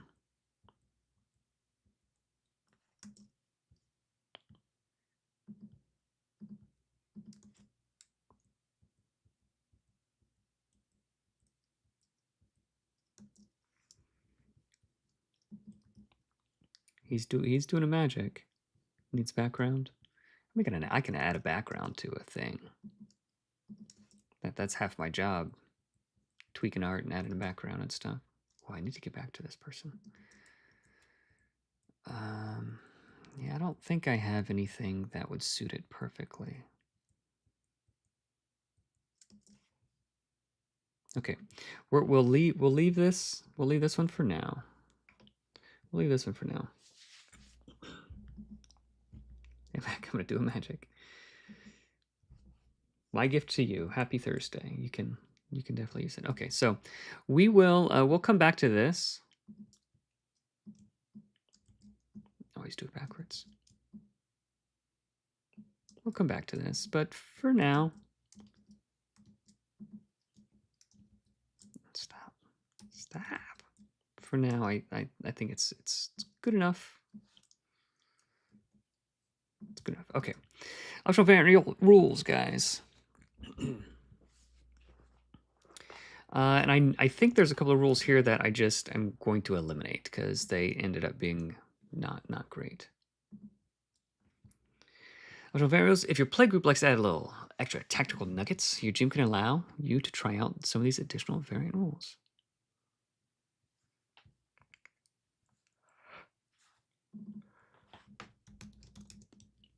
Optional variant rules.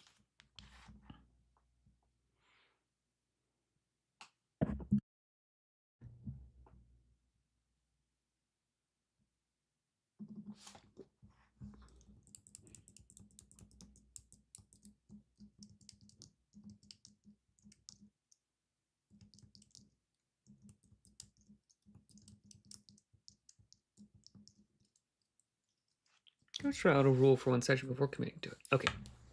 Multi-classing. If your GM wants to allow for additional creativity for experienced players and potentially broken combos, yeah.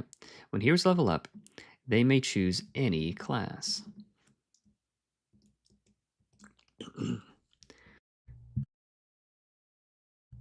For example, when a level 4 Berserker levels up, you could pick Commander and take the level 1 Commander features instead of the level 5 Berserker features.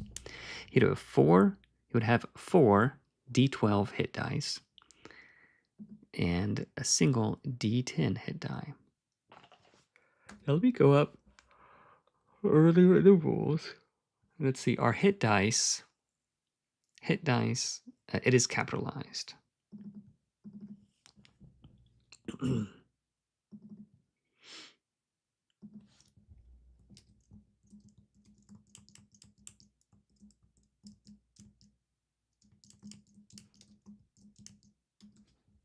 The hero gains all the equipment proficiencies a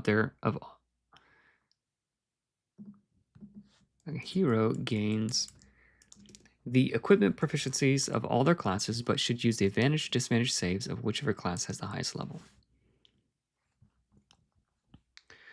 Planning, building, optimizing, and breaking a class build is the fun for many people. The GM may need to make the game substantially more challenging if multi-classing is allowed. The GM also may veto any particularly overpowered, unfun, or implausible combo for the sake of the story and overall fun of the table.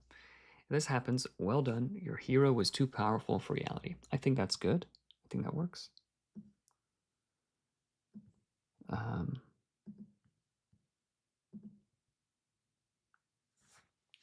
Hey, Brandon. Good to see you, man. How you doing? You guys didn't chat for a minute, so I was checking to make sure I was still streaming. I didn't end it on accident. Small groups. A GM and a single hero can play with the aid of a sidekick. Sidekicks are NPCs that. Okay, so I think this is going to be eliminated in favor of the companion rules in the expansion.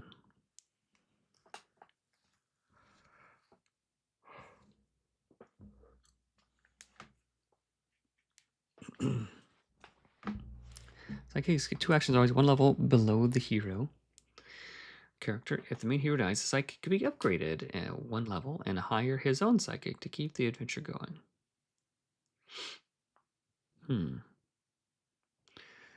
Delete this, or because there is a better system coming, but it is in a different book. So should we leave this or should we delete this?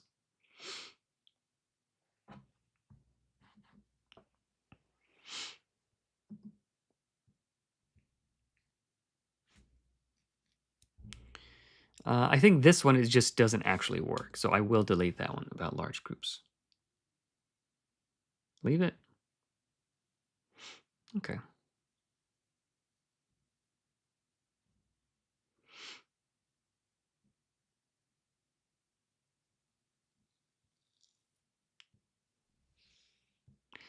Well, so this whole section, in order to just fit everything, I had to take down the line height a bit so that the text just looks a little bit cramped. So if we just set it back to normal.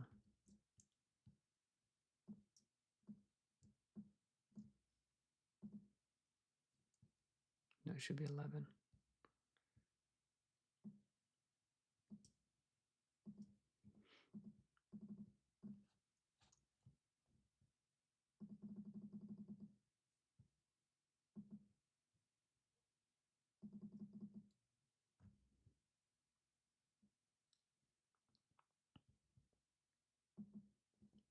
Okay, so now like it actually fits on the page. Artist Justin Gerard.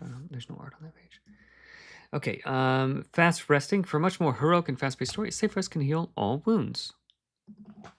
1 safe rest can heal all wounds. And let's center this on the page, line to page, center.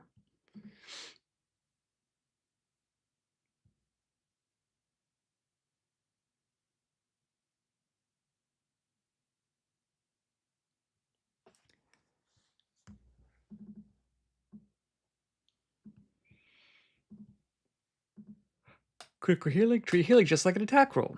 Rolling the max is a crit, rolling. Roll again, just like an attack crit. Roll again, and add.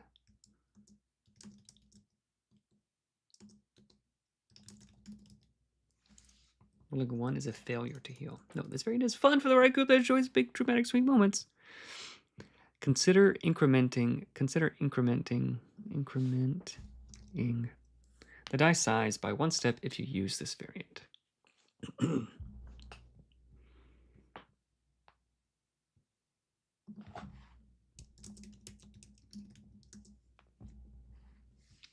I had the high ground. Taking a crit while at height may cause a character to fall down. A reasonable strength save may be called for, but a weak character, like a kobold, may just fail automatically.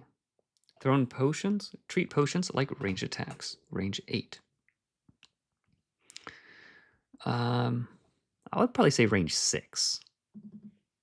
Range 8 is high. That's fine, we'll leave it. You could throw a baseball. How far is the batter from the pitcher's mound?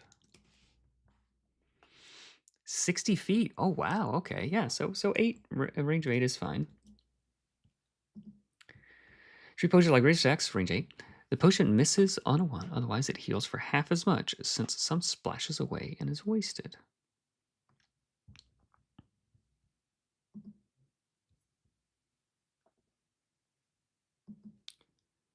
It wasn't that the companion part didn't work. It was the large groups just give them 2 actions instead of 3. It was just sort of unfun. It's really not that necessary. So companion, this part works just fine. But there's just new rules. Probably not here. Now companions are just going to function differently, so that it's just a different thing. Different line height on different pages. Yeah, you have to fit things on the page.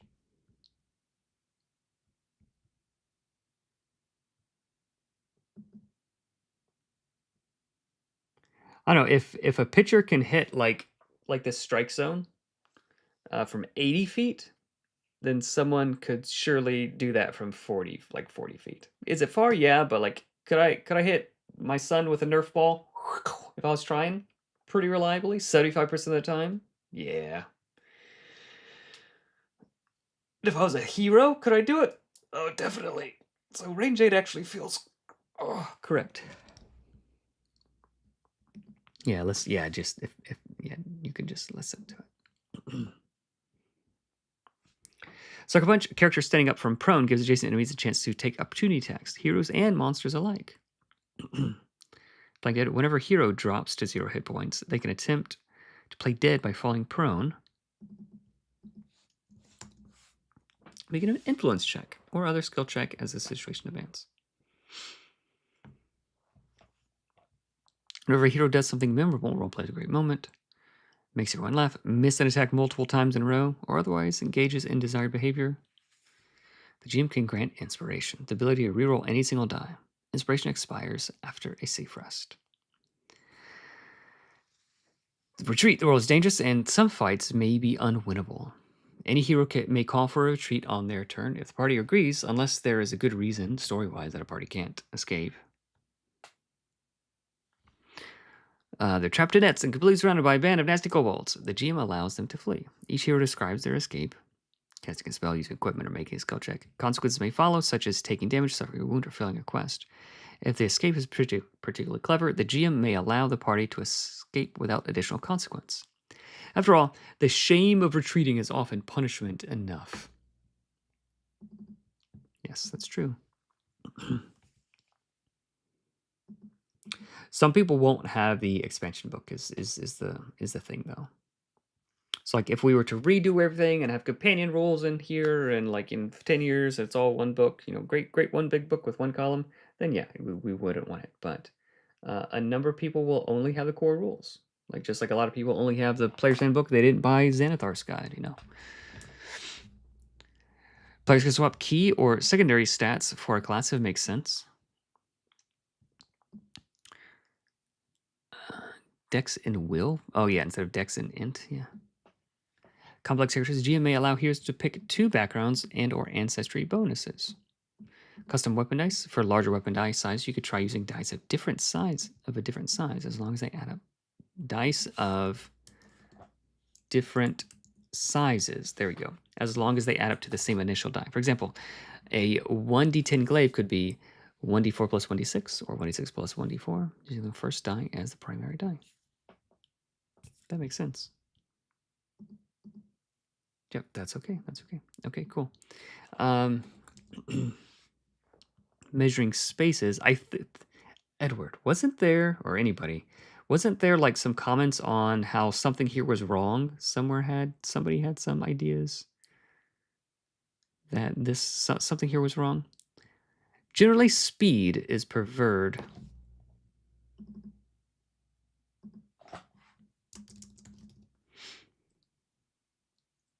Speed of play, not just speed. Speed of play is preferred above precision while playing a TTRPG. Don't make other people wait unnecessarily. Let's italicize that.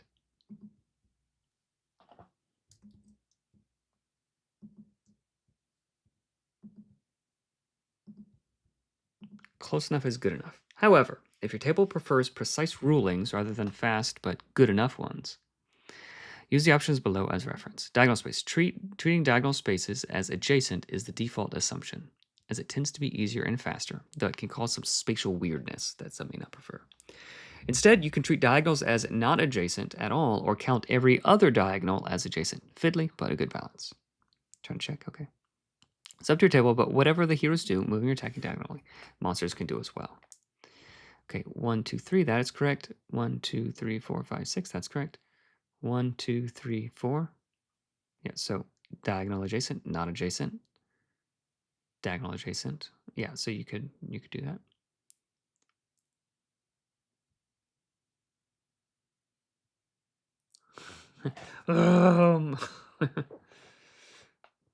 Hey, Jubral. Yeah, thanks. Thanks for hanging out. Cones and lines. For a cone, start at the character and extend X spaces forward. The cone can be up to X spaces wide at the farthest edge. You make it narrower than X, but not wider. For a line starting from the character, extend the area up to X spaces in a single direction. You can make it shorter, but not longer, and 1 space wide. If a space is at least halfway covered by the cone or line, it is, it is what? It is included in the effect. Okay, 1, 2, 3, 4. 1, 2, 3, 4. Yep. That looks good.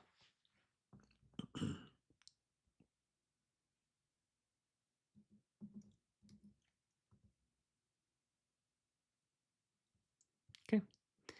Glossary. So we don't need this anymore, guys.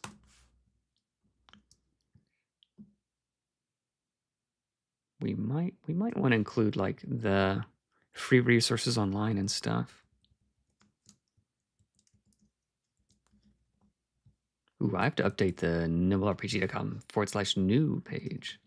Where does that even go to?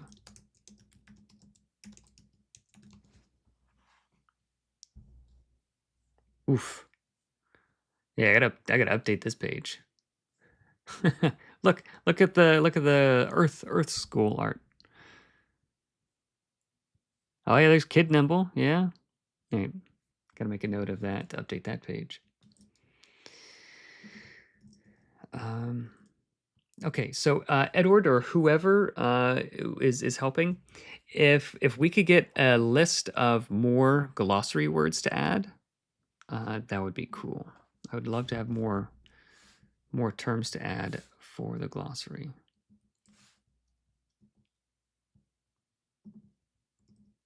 Because we have the space now.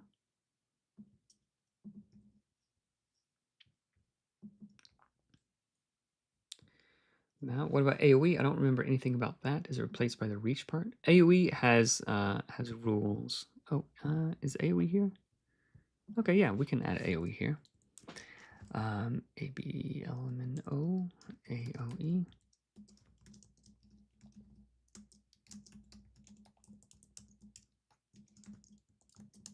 Yep, that's a good one.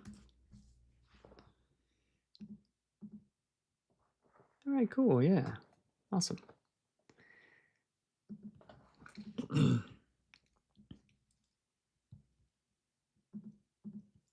Oh, on the other page, we just don't have space for that, and I think that's probably not needed. It is explained up here with spells,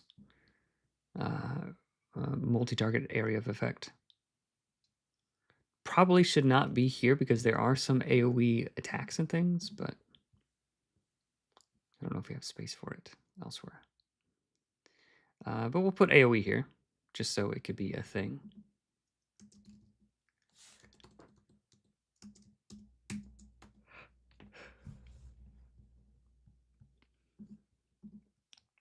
All right. Let's see, how long have we been streaming for, guys? How long have we been hanging out? Okay, almost 2 hours. That's pretty respectable. All right, so I think that's enough for the core rules. Should we go to the GM guide?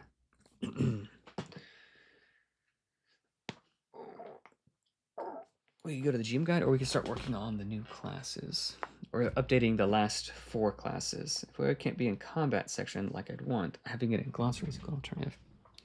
Maybe it could be in the combat section. Let's see.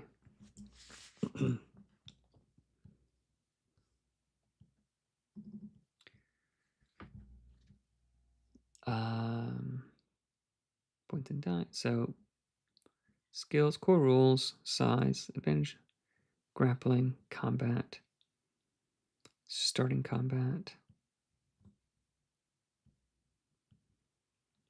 heroic reactions.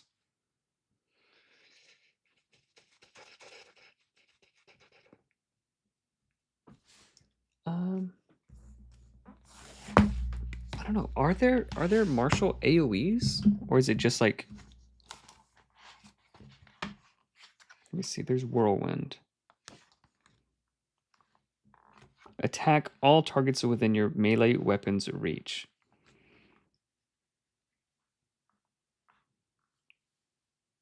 Are there non-spell AoEs? Our hunter got an AoE, but didn't know how it worked. As it is, there isn't space. I mean, you could always make space. Sweeping strike for the commander. It's an AoE, like some of these might be AoE-like abilities, but are they actually AoE? Hail of arrows. All right, let's see. Sweeping strike, 2 actions. Yeah, so sweeping strike just says this attack does not miss at all 1. And then what was the other one? Hail of arrows. Let's see. 2 actions, shoot all creatures within. So that one likewise just doesn't miss on a 1. So yeah, maybe it should be. So instead of saying, oh, it doesn't miss on a 1, maybe it should just be like called an AoE. Let's see. And then, like, I mean, we would save a little bit of space on the spell page.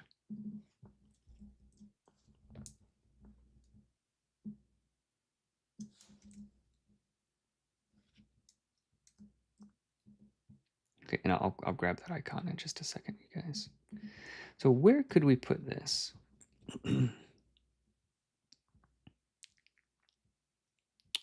Not in backgrounds, not here. The character sheet, character creation, resting and downtime. So it'd have to be probably not in starting combat. Probably not there. Probably not. Maybe it could go here with monsters and armor. Just like have another.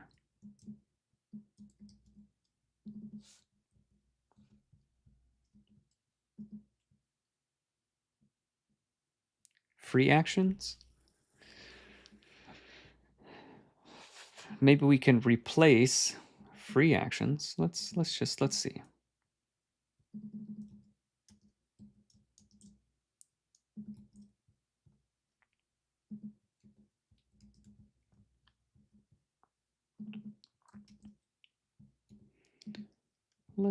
Let's see. Oh, I put it where cones and lines are. No, it's really a rule thing and not just like a fiddly space thing.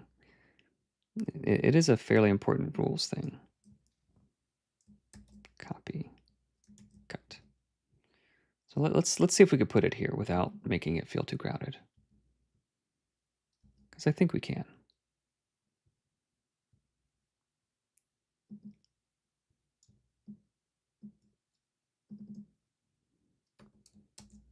Let's paste that.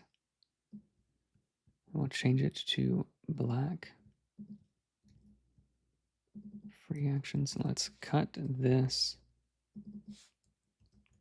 Paste it here.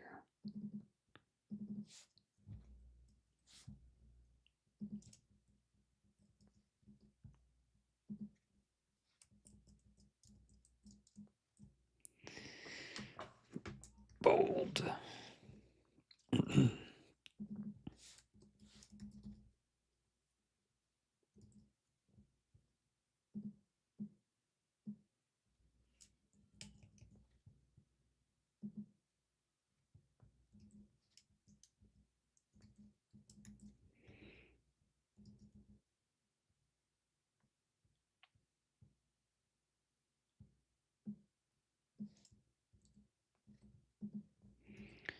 I think it'll fit here. I think that's okay. I'll tweak it to make it fit a little bit better. Yep. Definitely. Should be with range and reach. When I go looking for it within actions. What's like where you're talking about attacks and stuff. Let's talk about attacks. I think it should be likely with range and reach.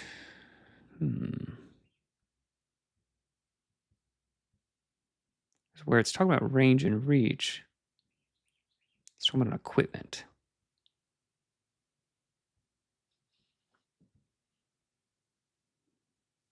It's like none of the equipment have, like the equipment have range and reach, but none of the equipment has AoE. Right? That's like a spell or ability or something. Let's see.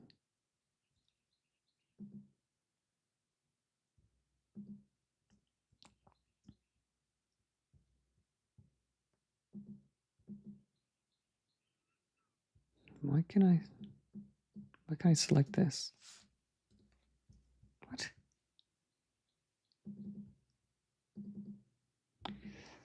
Apply parent to pages, C8 corner. Okay. Okay, yeah, I shouldn't be able to grab that. I don't know why that happened. Page 10. Where you put it now works for me. You think it should go on page 10? What is page 10? 6, 7, 10. Oh, here. Yeah.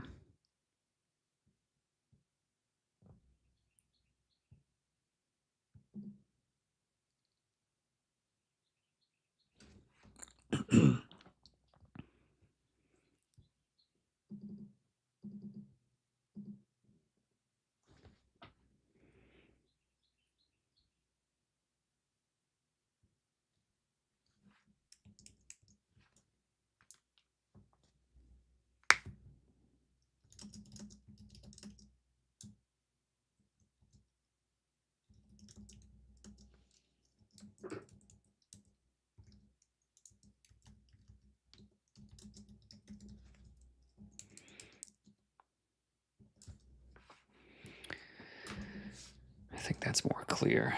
If you're within reach of any enemy's melee attacks, your ranged attacks are made with disadvantage.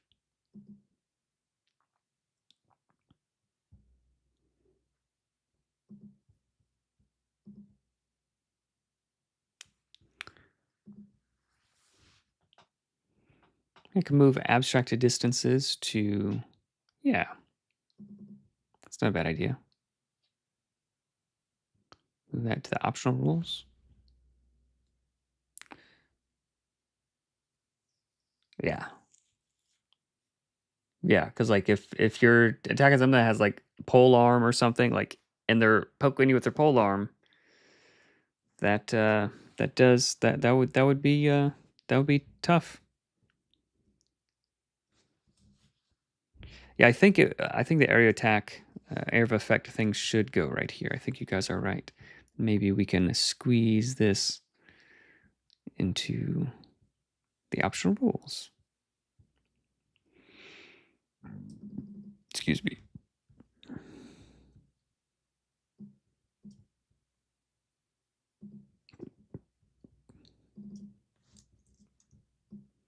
Like these are optional rules. They don't have to be like super duper readable. I think it's okay if these are just like just a tad smaller than other things. I think that's okay. Who's gonna complain? Not me. I won't complain about it.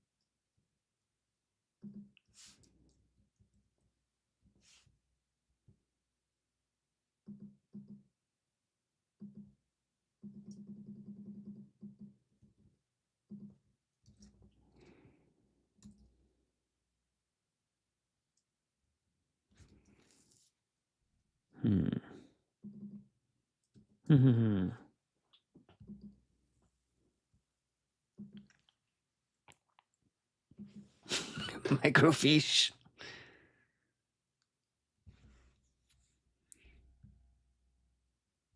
All right, so let's see what that looks like. I'll tweak that later. I think we'll just remove it from that little thing and maybe not have these bullet pointed. I don't know. We'll see. Let's go up to here. Let's just copy this whole thing. Copy. I'll come back and delete it later. Where's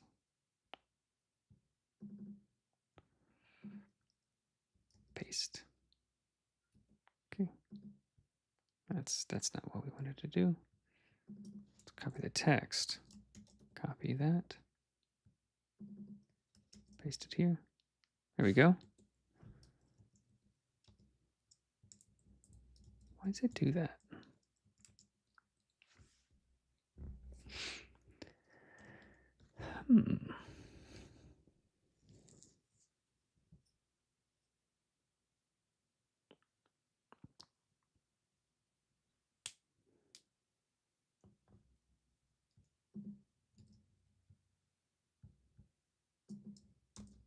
Yep. I think that is a good call.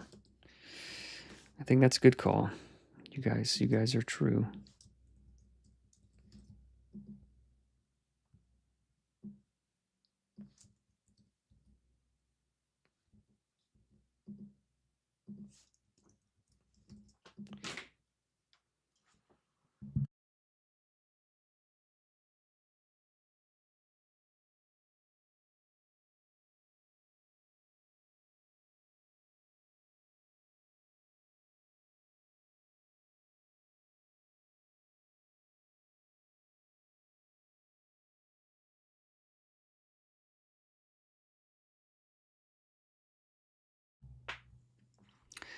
Borders.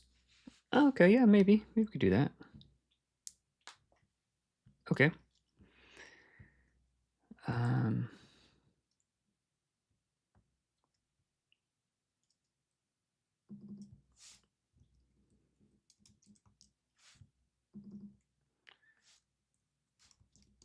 But what are we going to put down here now, guys? Look at all this space we have.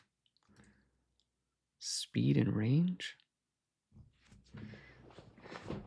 All right, so what are we going to do here?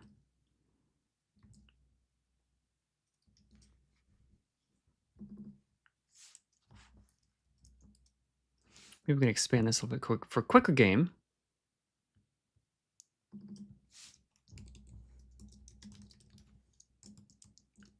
Quick encountering, quick counting spaces.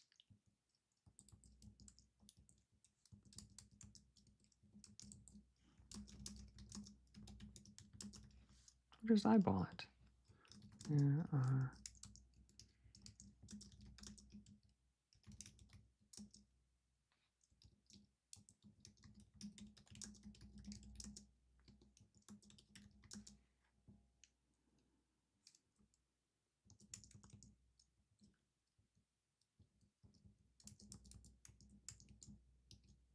what is it called? Abstract distance? Abstracted distances rules.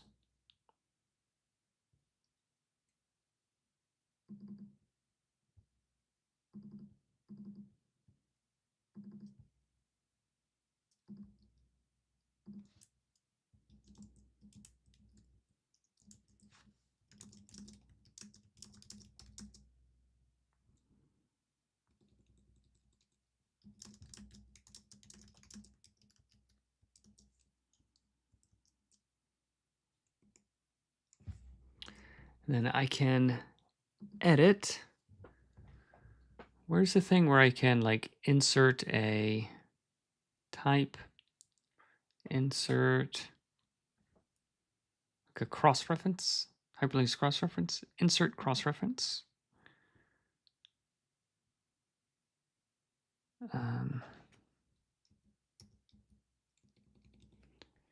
So it's going to be Optional variant rules.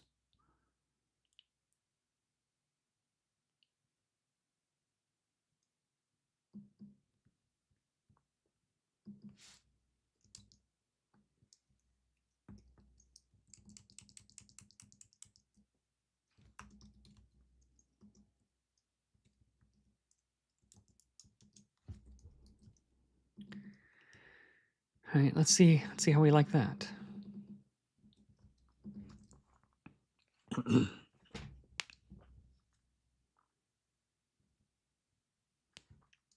Okay, that's not too bad.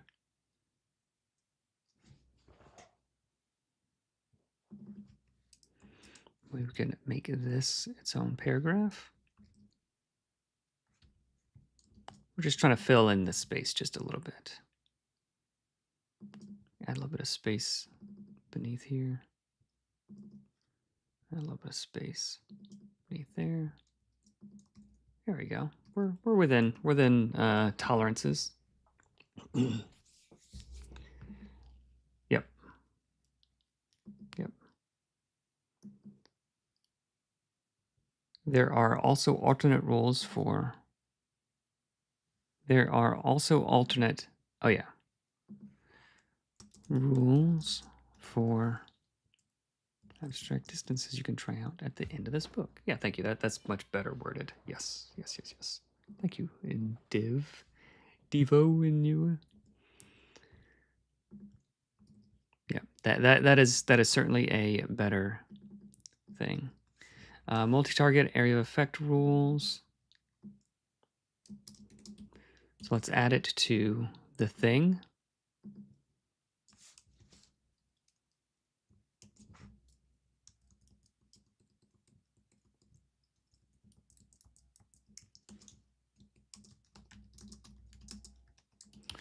Added to speed and range.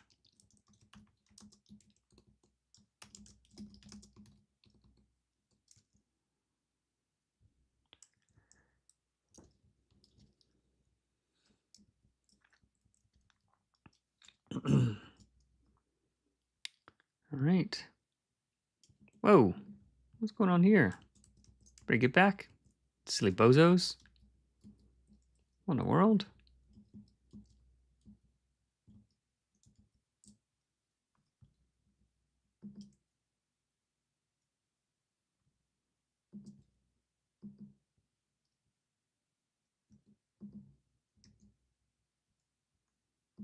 What are you guys doing?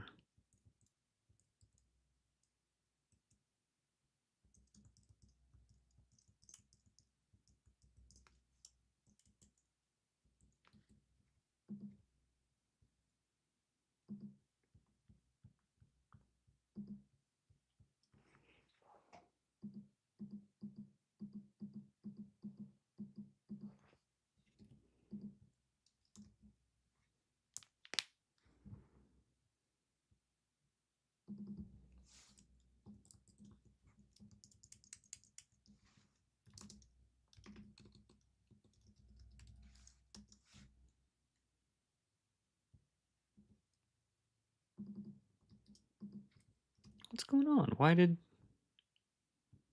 that happen? Hope nothing else has got all wonked out.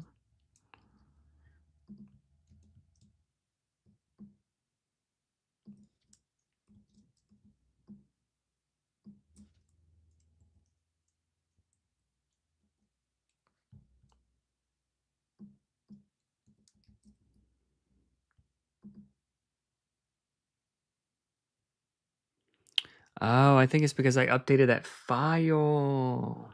Oh, reveal in Finder. It's because I updated that file. No, I had it. All right, so I'm gonna have to duplicate it. Kobold, no barrel. So I think here I had no barrel there.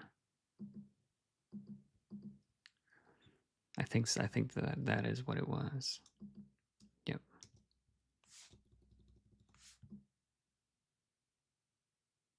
And then I was using the file for the monster. And so let's save that. Then replace this file, and then we can actually change everything here back.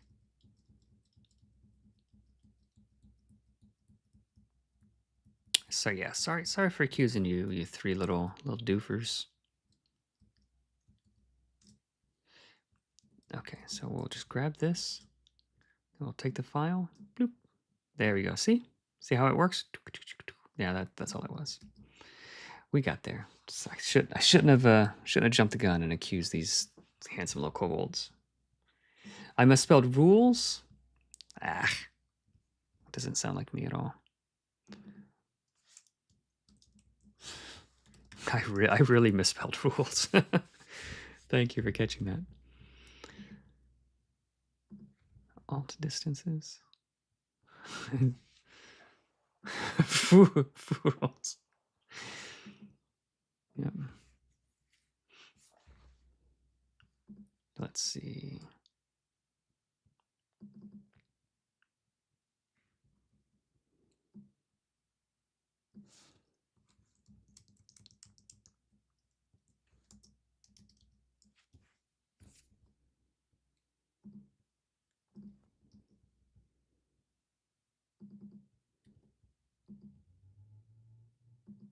Yeah, fools. Fulrus.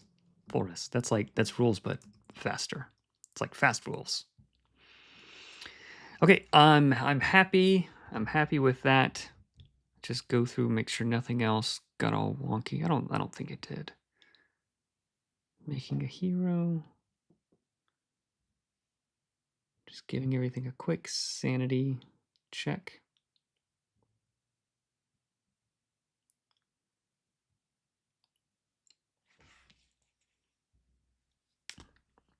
Here, actually, I'm going to message. By message, I mean email someone real quick.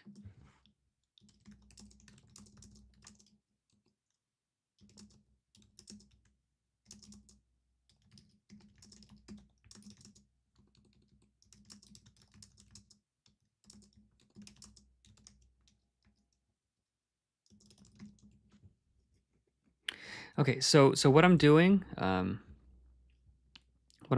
is I'm emailing. I'm emailing. So I'm sending an email to my icon artist. So what icons should we have? Just good icons to have. I told him I'd like one of a treasure chest and one of some coins. What are some other good icons that we could have? You guys cook on that, and we'll make sure we add those. We have a lot of cool ones, but I think we could maybe use just a couple more. Potions. I've got some potion icons. I think we're good there.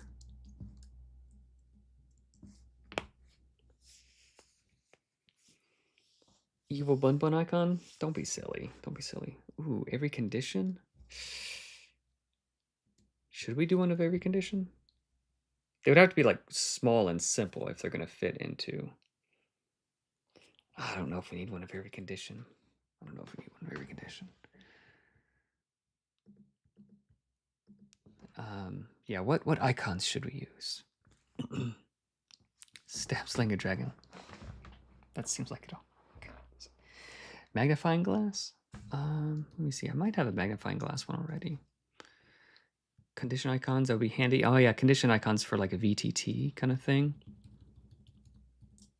Like symbols on each condition, yeah.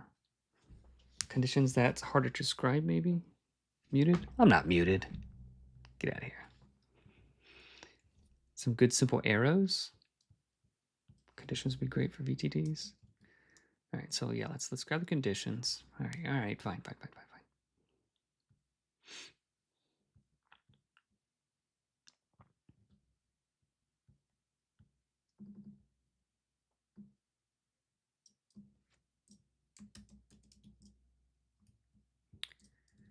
All right.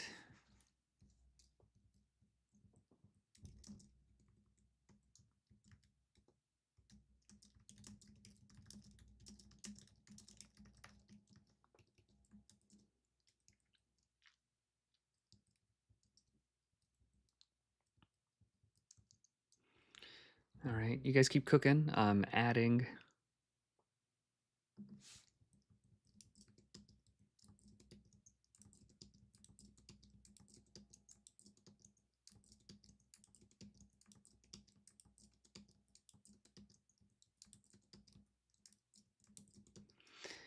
Okay, conditions.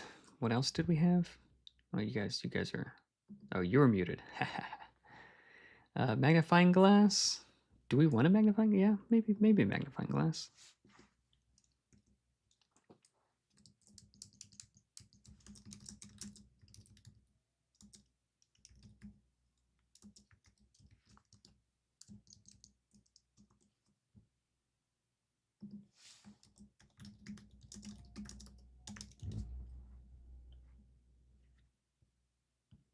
Let's see.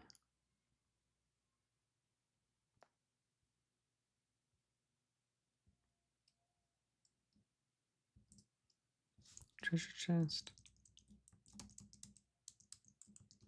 Some coins. Magnifying glass. A.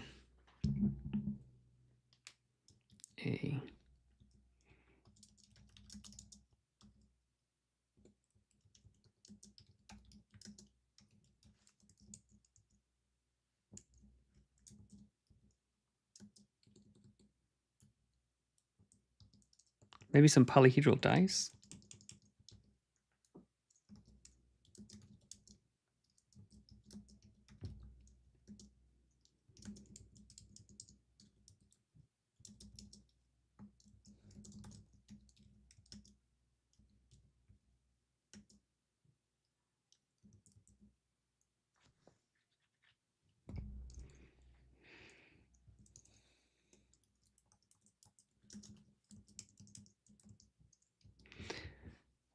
Ooh, advantage.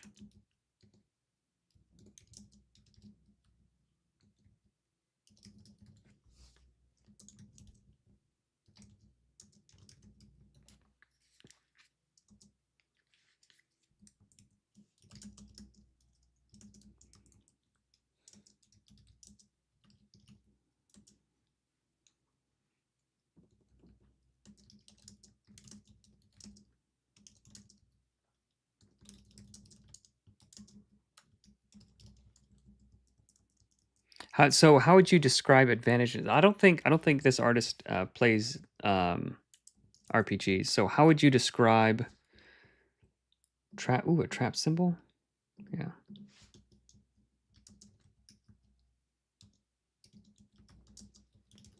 How would you describe advantage and disadvantage? Like this is a game concept where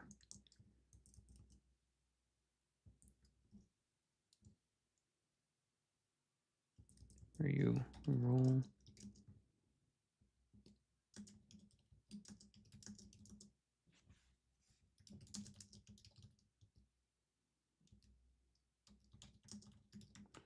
Where you take the higher or lower result. Maybe that's gonna. Dice plus a door, a lock, a key.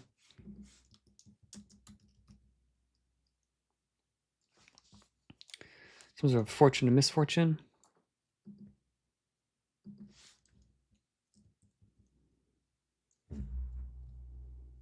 Ooh, earth magic symbol. Yeah. Well, we do have an earth magic symbol. Let me show you guys the one for earth magic that we have. I think we have a good one for that already.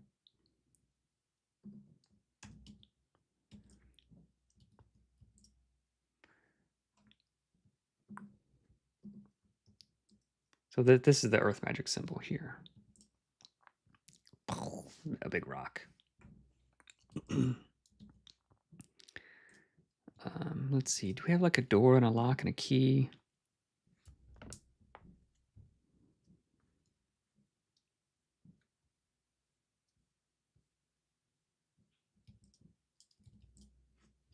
Maybe like heavy armor and medium armor?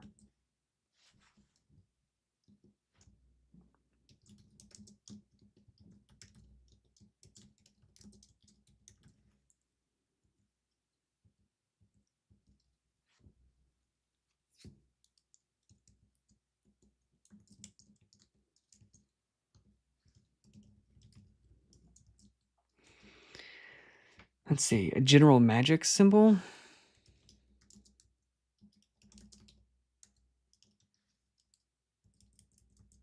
Maybe. Yeah, you guys are cooking. What would you use for it? What would you use in advantages? I don't know. Here's one. Critical hit icon. I don't know that we need critical. We already have that exploding critical hit thing. I think that's enough.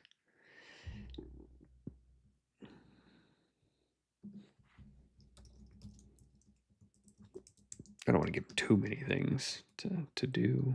I don't want to scare them away. Last stand symbol. Ooh, maybe.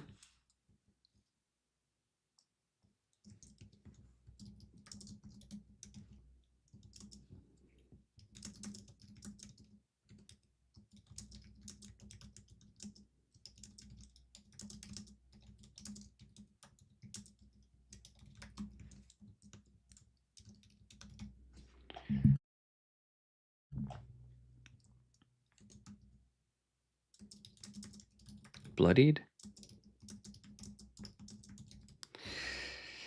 Yeah, it'd be nice to have symbols for those things. Wounded symbol.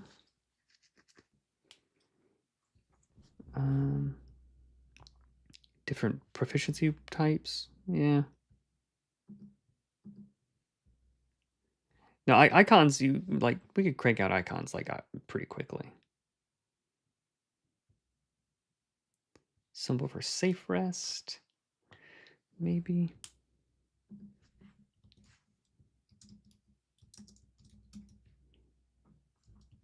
Let's see. Let's go here. Do we have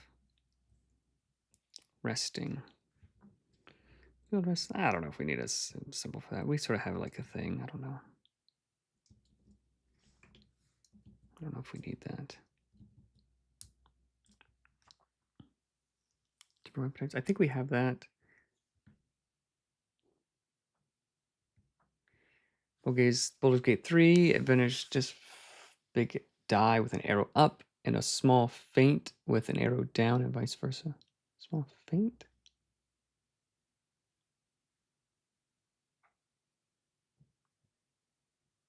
Turns around a minute.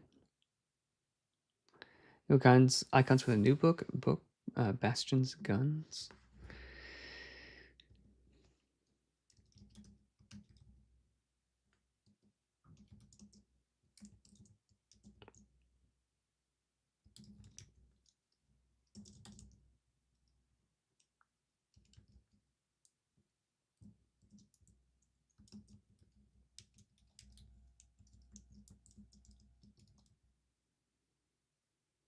Three thumbs up icon.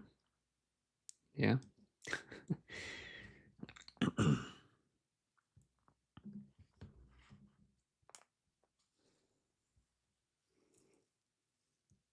Broken weapon icon. I think I have a failure icon.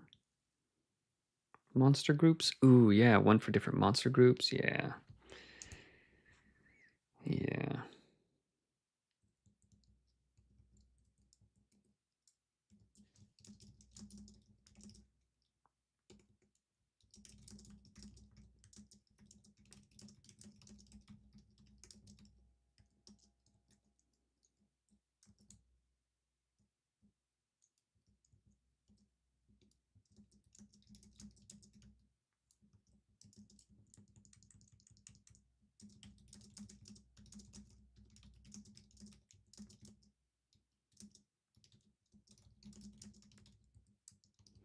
All right, that's probably enough. That's probably enough.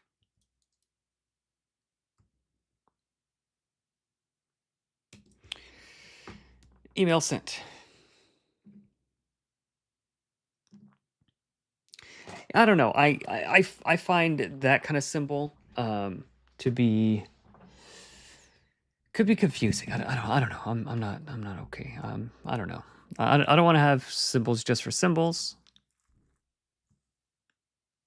Heavy armor or medium armor symbol is nice, even if it might be no. Like heavy armor, medium armor should not be a spoiler. It should be that's something that should be obvious.